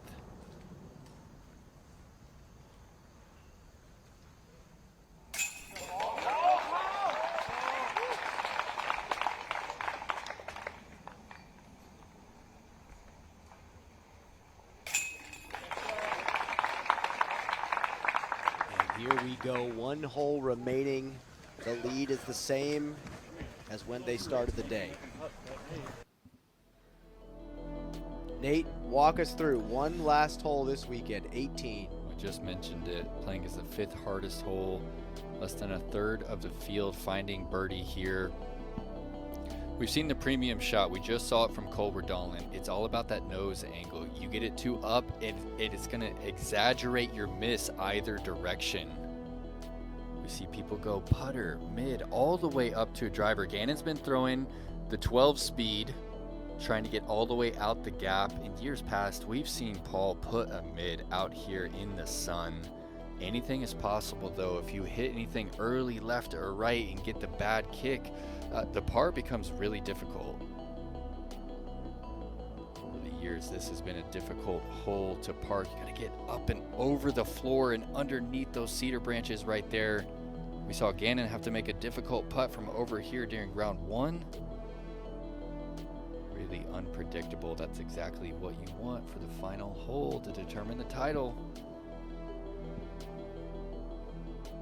Oh, I'm legitimately sweating. For the last hour and a half, I'm just pouring sweat. I want you guys to go to Statmando and take a look at Paul McBeth's career wins. Look at how many of those 151 are Elite Series or better. Even crazier, A-tier or better. 18 seasons. Well, I think what you brought up yesterday was a great point. It's the work of McBeth and the career of McBeth that kind of pushed the entire landscape of the sport forward to allow Gannon to do what he's doing. Look at all the young talent that we're seeing. They got to study McBeth. They got to study Wysocki. There wasn't a lot of footage of guys like Climo to study, and now we have prodigies like Buhr setting a new bar, and we have 1 hole remaining between the two.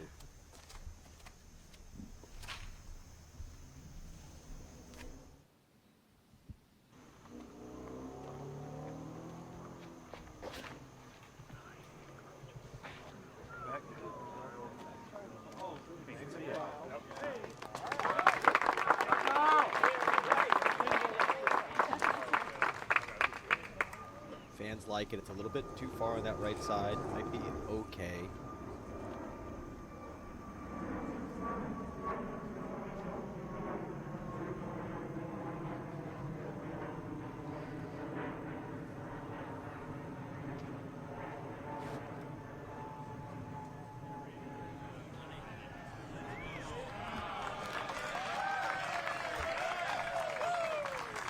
Great start for his chances at top 5.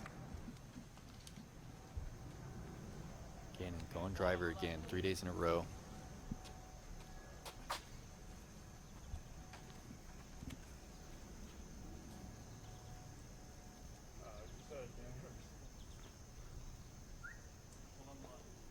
Can we hold on the left side? Hold on the left. Hold on the left.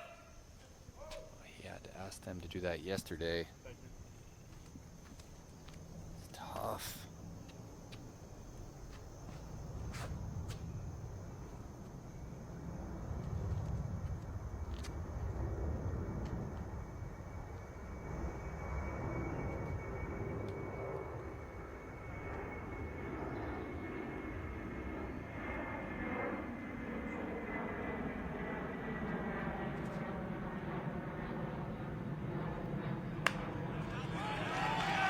Loves it. It's a rope all the way up, nearly out the gap. Up and down isn't automatic from right there, Brian. But it puts the pressure right back on Paul.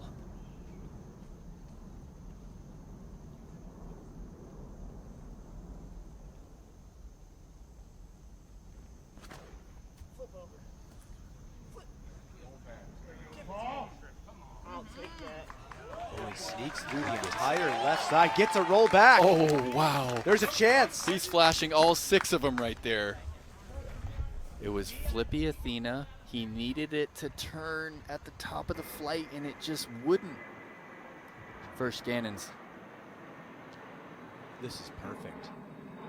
This is why he throws the distance driver. He wanted to just crack it over with a little bit of turn and then crash out of the mouth. Now he has a forehand down the left side if he wants it. Dealer's choice. Yeah, I think he will go wide with that. Right away. Emphatic. Look at him. Yes.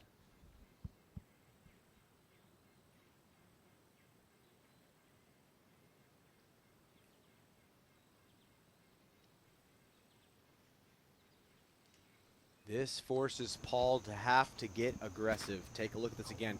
Just pop the nose up a tiny bit too much. Yep. Needed it to turn, and it just got lucky. And that straight shows up.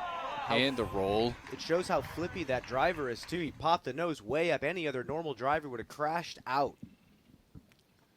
Believe this is his 3rd season with that disc. And this is a chance.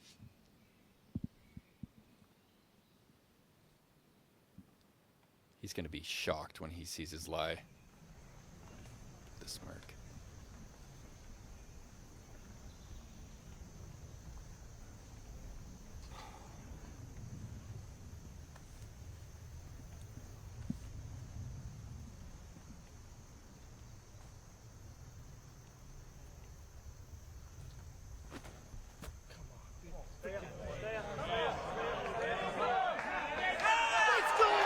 Pablo!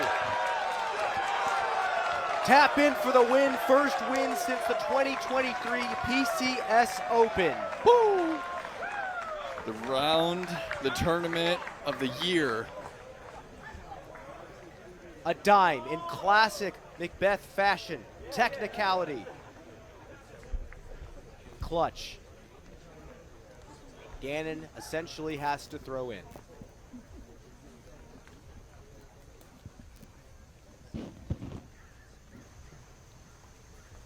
One more look, Nate.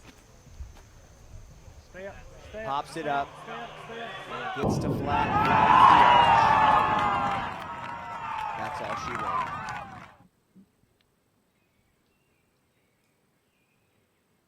Classic McBeth. Bent leg, barely any brace. That is 18 seasons of finesse.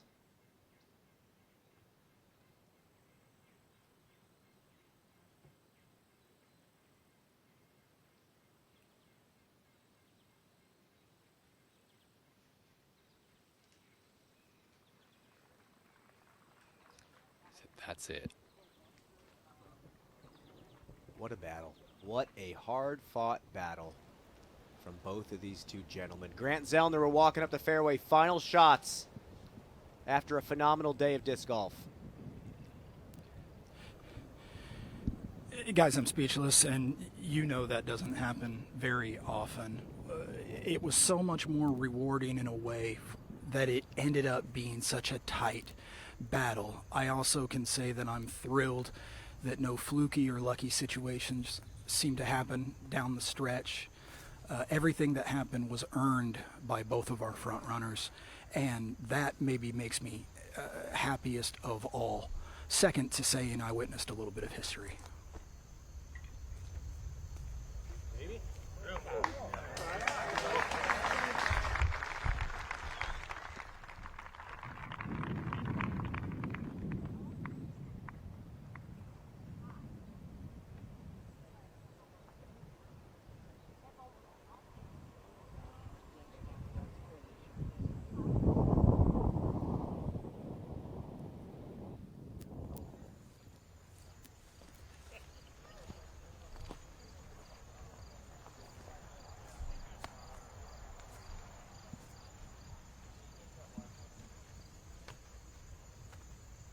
Gannon needs to throw this in. And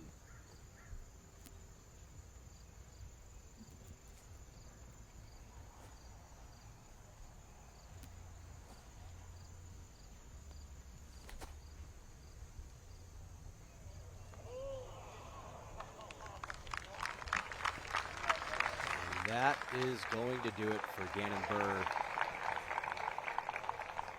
Lost some ground early. Battled back after a phenomenal eagle on 8. 3 straight birdies, 10, 11, and 12. Brutality on the 13th. A hard-fought match all the way through.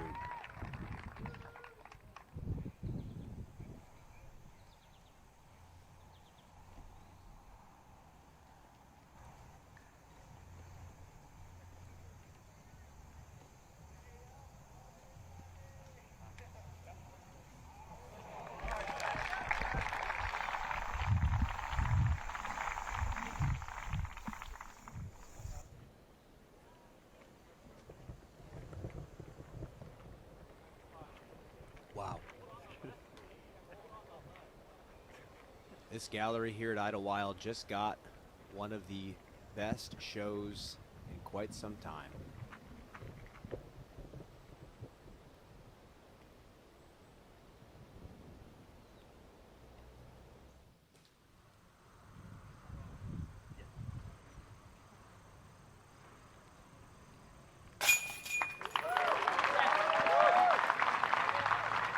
It's going to be a 5th place finish for Raven.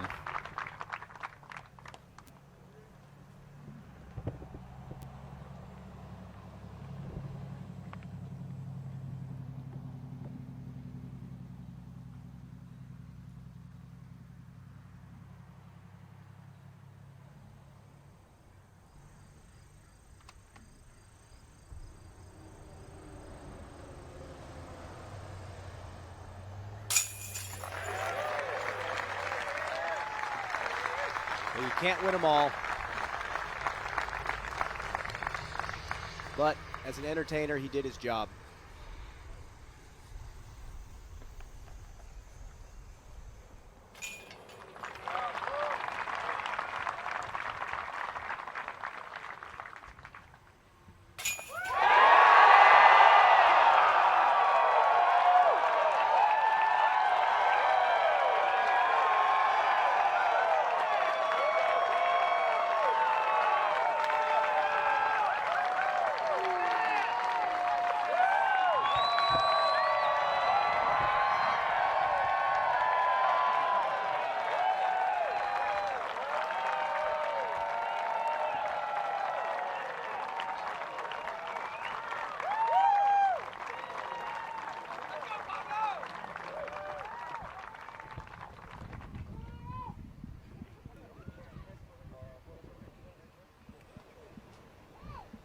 What a moment in disc golf.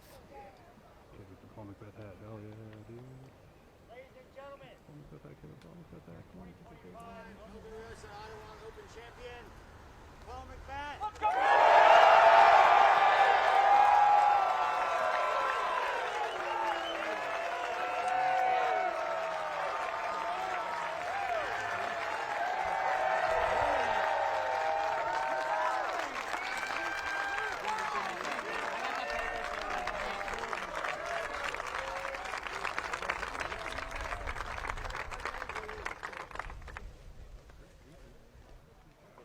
First ever repeat champion here at Idlewild.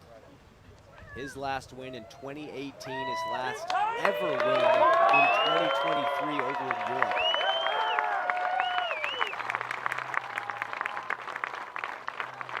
There's something magnetic about this man, and when he's playing well, you watch. Nate, give us a recap.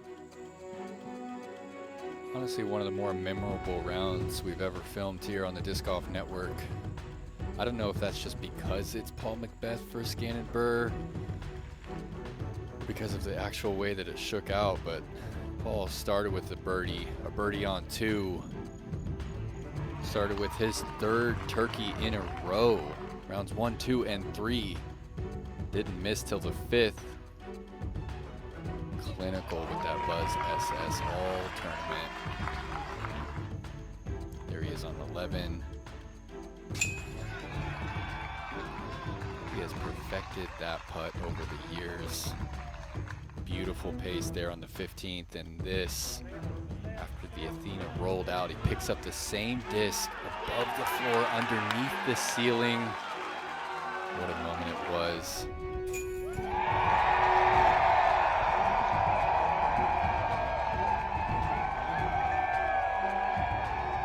Built a lot of what you've seen over the past decade,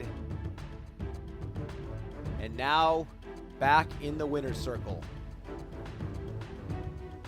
Down to Grant Zellner on the green of 18. I'm sure you're stoked for this interview. Grant, take it away.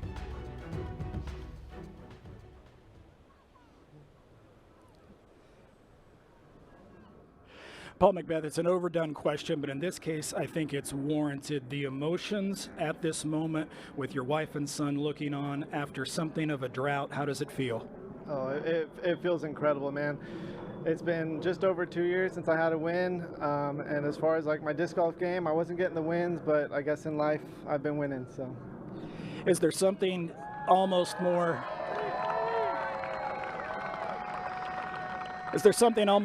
rewarding in a way about it, in that it was such a battle to the very last? How does that sharpen things up for you while you're out there on the course? Oh, I felt the nerves. I mean, Gannon's been playing incredible. He's the #1 player in the world. He's our world's game champion. He's the best player out here right now.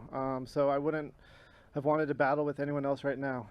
So it feels good, and shoot, he's been on a roll. So to finally knock him off, it feels good. Had a great caddy on the bag all weekend long in Brad Schick, a very experienced player in his own right. How much did you lean on him? What did you get out of that relationship during the course of the weekend?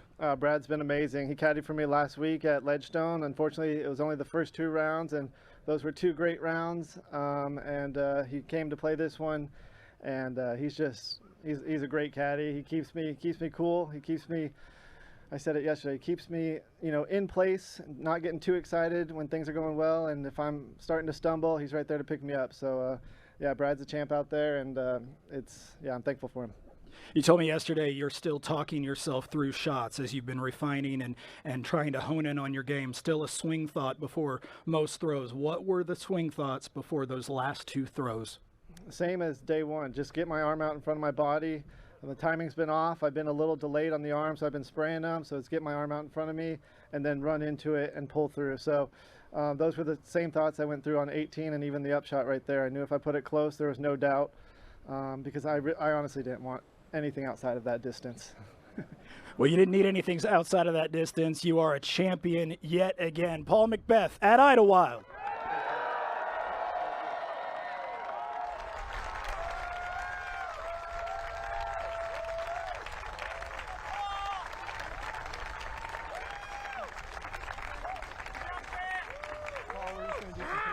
Perfect. Hey, if I get everybody to come to this side. Everybody come on over here. Everybody to this side. This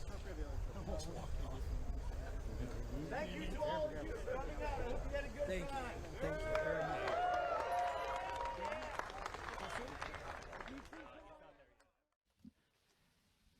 Well, Nate, we're going to bring it into the DGN booth. Yep. What a moment.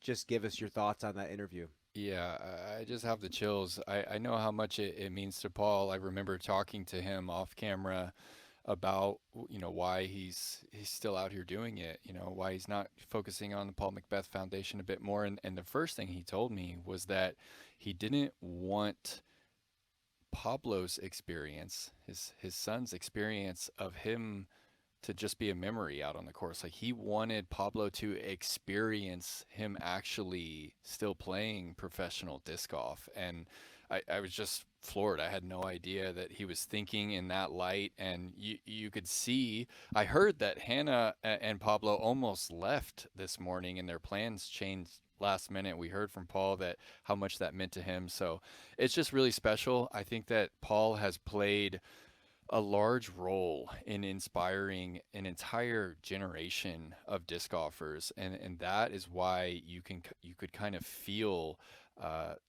everyone rooting for him, not because they're rooting against Gannon, but because it's so special to see one of the great athletes of our game still find success later in their career. It's been 2 years since his last win, and I'll never forget this. It'll be ingrained in my memory forever. Well, we're going to keep talking about it. It's Tournament Central time, wrapping up this weekend. We're going to throw it to a quick break. We'll see you on the other side.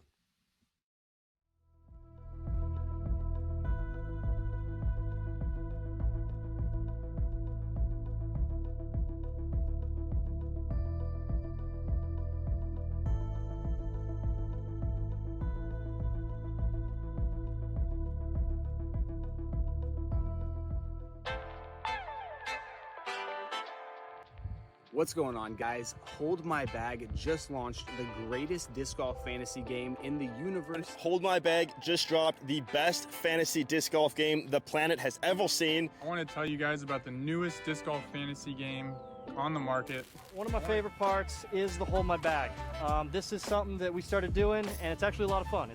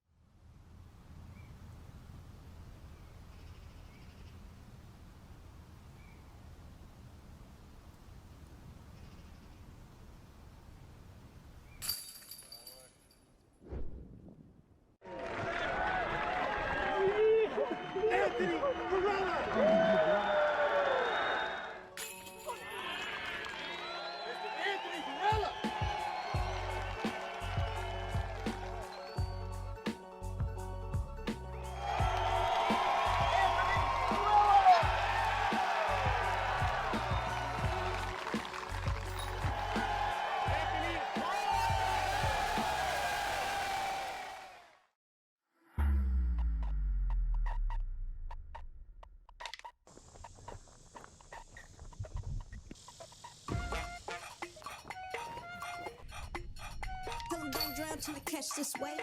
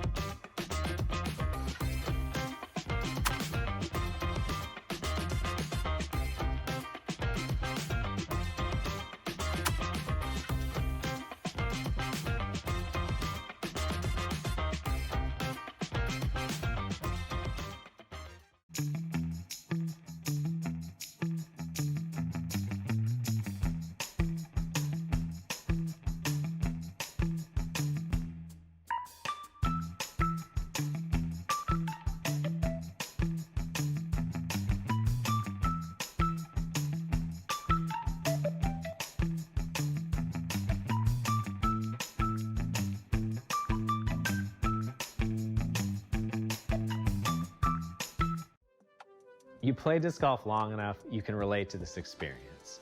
You adjust your stance, you change your putter, you make all of these little tweaks to improve your form. But at the end of the day, sometimes you just have to go back to fundamentals. That's exactly what we did with the Octothorpe. More stable, more refined, more features for the modern disc golfer. This is the Octothorpe reimagined.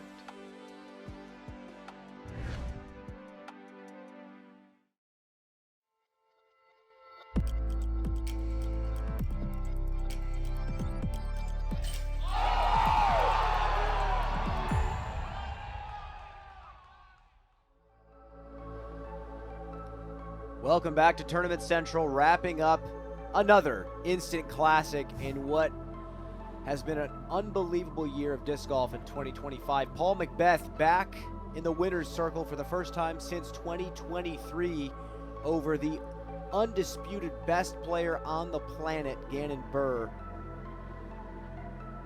Wow. Speechless. I'm a lover of all sports, Brian, and I love watching tennis at the top. I love watching the majors there. Obviously love NBA, the NFL, and I just know that the people that are getting to watch disc golf live, they're experiencing some of the most electric moments in all of sports. We're about to recap that with Gannon Buhr himself, who just narrowly missed the victory. He's with Grant Zellner right now.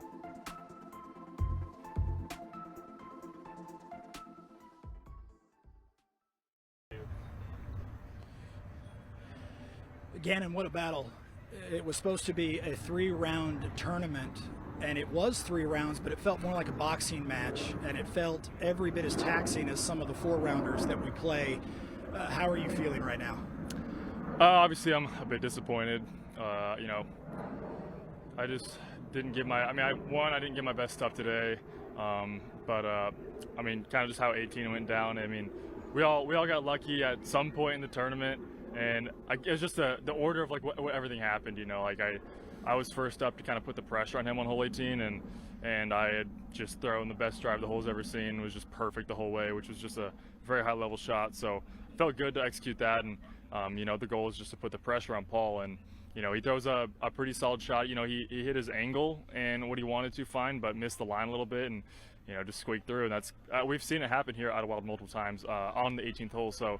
But that's just how it goes. You get lucky sometimes in the beginning of the round, and sometimes it happens at the end. It just kind of hurt for me to have it happen on hole 18. You know, I had a ton of lucky breaks too. I mean, obviously I skipped one in on hole 8 for eagle, which is just, that's not realistic either. So it is what it is. Like I said, didn't bring my best stuff today. But you know, I've been on a hot stretch these last 4 events on tour, so nothing's changing. Yeah, I was just a couple shots away from a really good round and getting a win. Take us back to that moment on hole number 8. That's a shot that we will put on the highlight reel of the season, no doubt about it. Take us back to what that was like, just waiting what seemed like forever to figure out what in the world happened. Yeah, I mean, I assumed it was like parked because it missed like one tree, and then I was like, well, it's pretty much home free once it misses that one tree.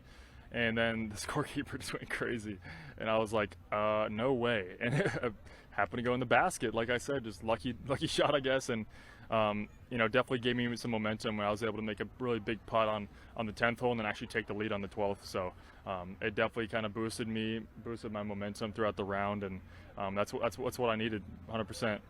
Gannon, your performance this weekend obviously did great things for your point standings on the tour.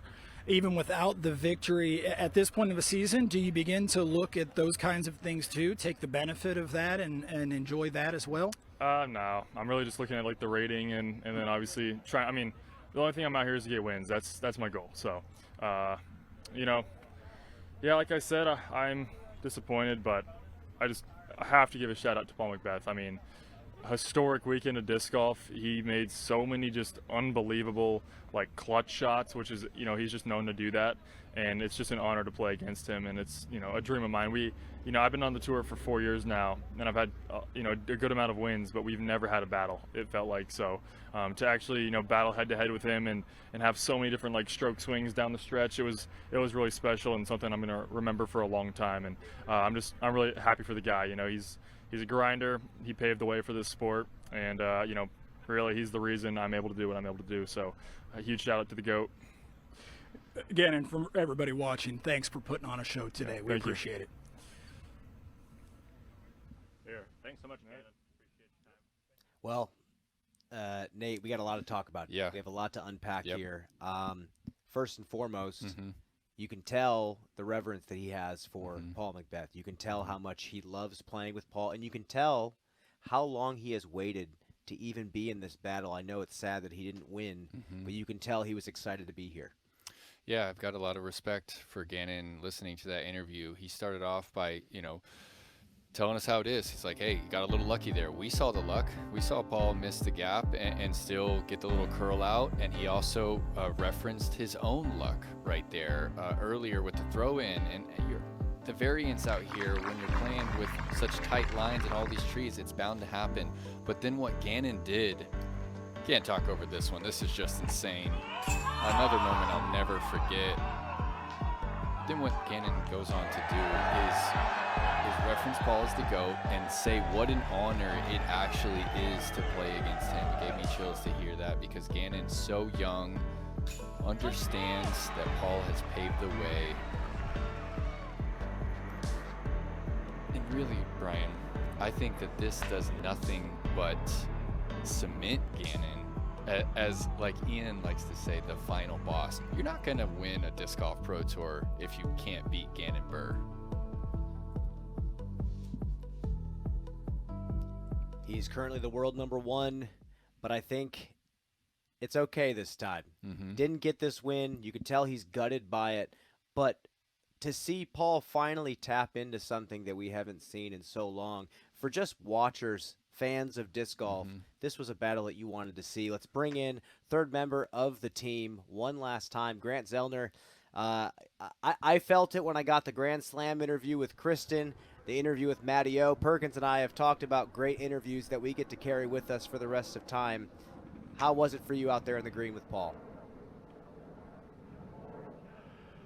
I gotta tell you, my brain was racing a mile a minute. I felt like I was thinking slow, and then the moment comes, and all of a sudden, you just speed up and wind up. And I'm not really sure what I asked him, but I do know that that it was very special seeing him glancing over several times at his son, and even mentioning right before we started chatting that Pablo just might come running into frame.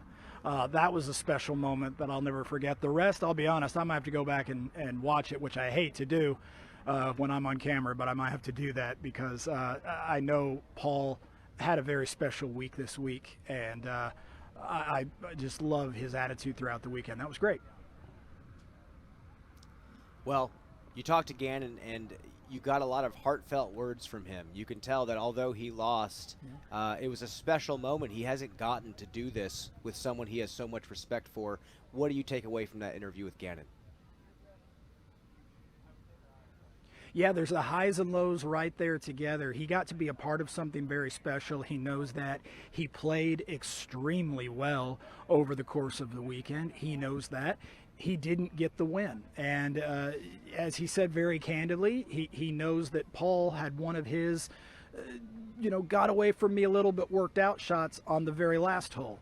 He was gracious to recognize that he got plenty of those himself on a lot of other holes. And so Gannon is just working through those emotions and those thoughts about how that went down, because I got to tell you, the round was such a battle going on and on and on. And then for me, at least, the 18th seemed to go by so fast. And I think it might have for the players as well, simply because those shots were so good off the tee. They were right on top of them. The execution into green was also pretty simple in terms of knowing what to do, still excellent shots. So, yeah, I think it's going to take him a little while to fully process everything. Likewise for Paul and for a lot of people that got to watch today. Well, Grant, I want to ask you about a few moments, actually. You and I were both thinking the same thing on the 15th before Paul putt. The basket just looked huge. It was calm. And then Gannon makes it on the very next hole for eagle on 16. We can't really see what's going on as they walk up to the tee of 17. Where were you at that point in the round? And were you able to get a read on the body language of either Gannon or Paul when they stepped up to arguably one of the more nervy tee shots on the course? Yeah, I wasn't with them when they were walking. I was out in front of them to get on the backside of the green itself. But as they stepped onto the tee pad, I noticed a real deliberateness, a real going back to exactly whatever your typical routine really is. Gannon did what he typically does.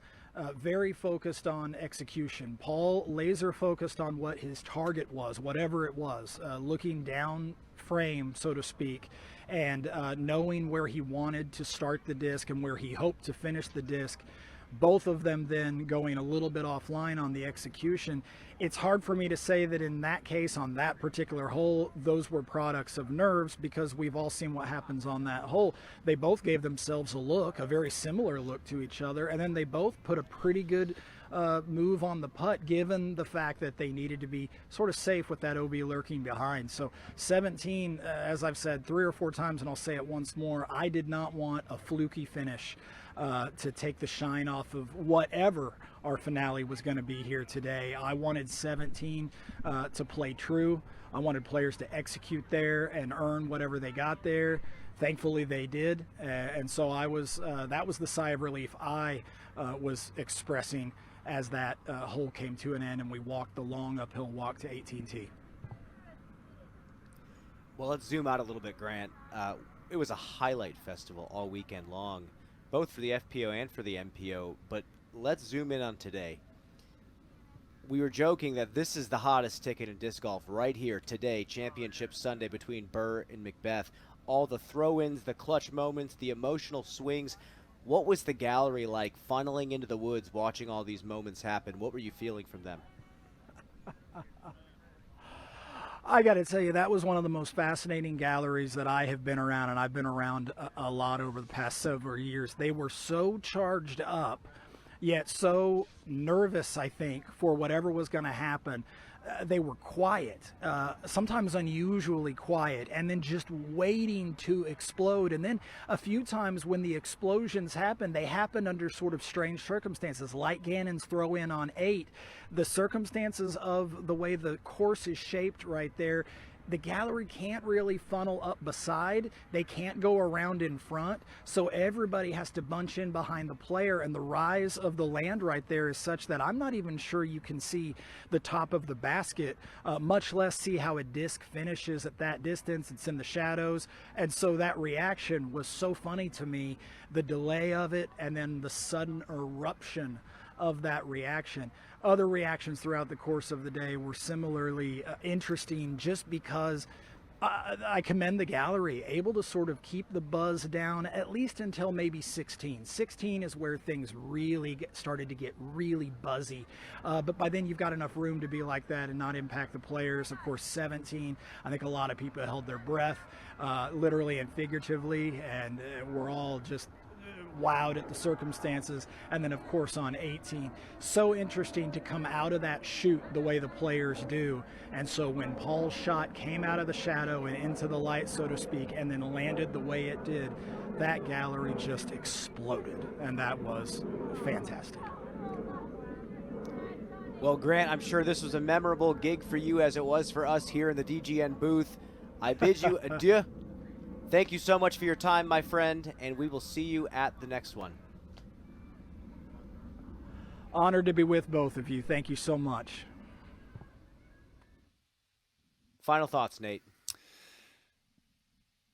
I need a shower as well, production. I've been sweating for the last 2 hours. Those are some of my final thoughts. And, well, you got to make sure to tune in to All Birdies, No Bogeys podcast, because Brian and I, we're not done for the day. We're going to get some coffee, and we're going to talk about this for the next hour and a half. Brian, memorable day. I'm stoked for the McBeth family. I'm stoked for disc golf.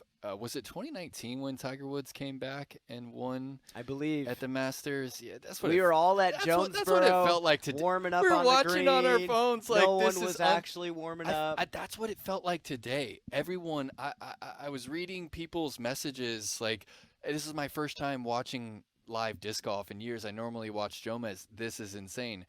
It was nuts out there, and I'll never forget it, Brian. You're one of my best buds, my favorite guy to work with. And I think this was some of just the funnest disc golf we've ever commented on.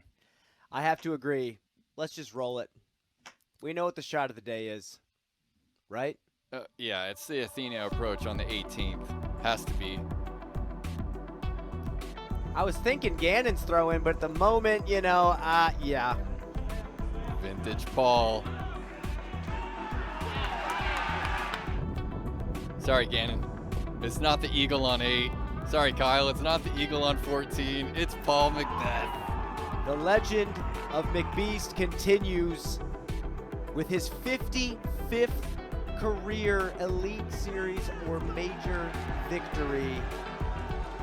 Another chapter begins here on the Disc Golf Pro Tour. For Brian Earhart, Nate Perkins, everybody in the control room, all the camera operators and operations staff on the ground, we say good night. All Birdies No Bogeys podcast on Jomez about to get recorded. Make sure to tune in. We'll see you soon.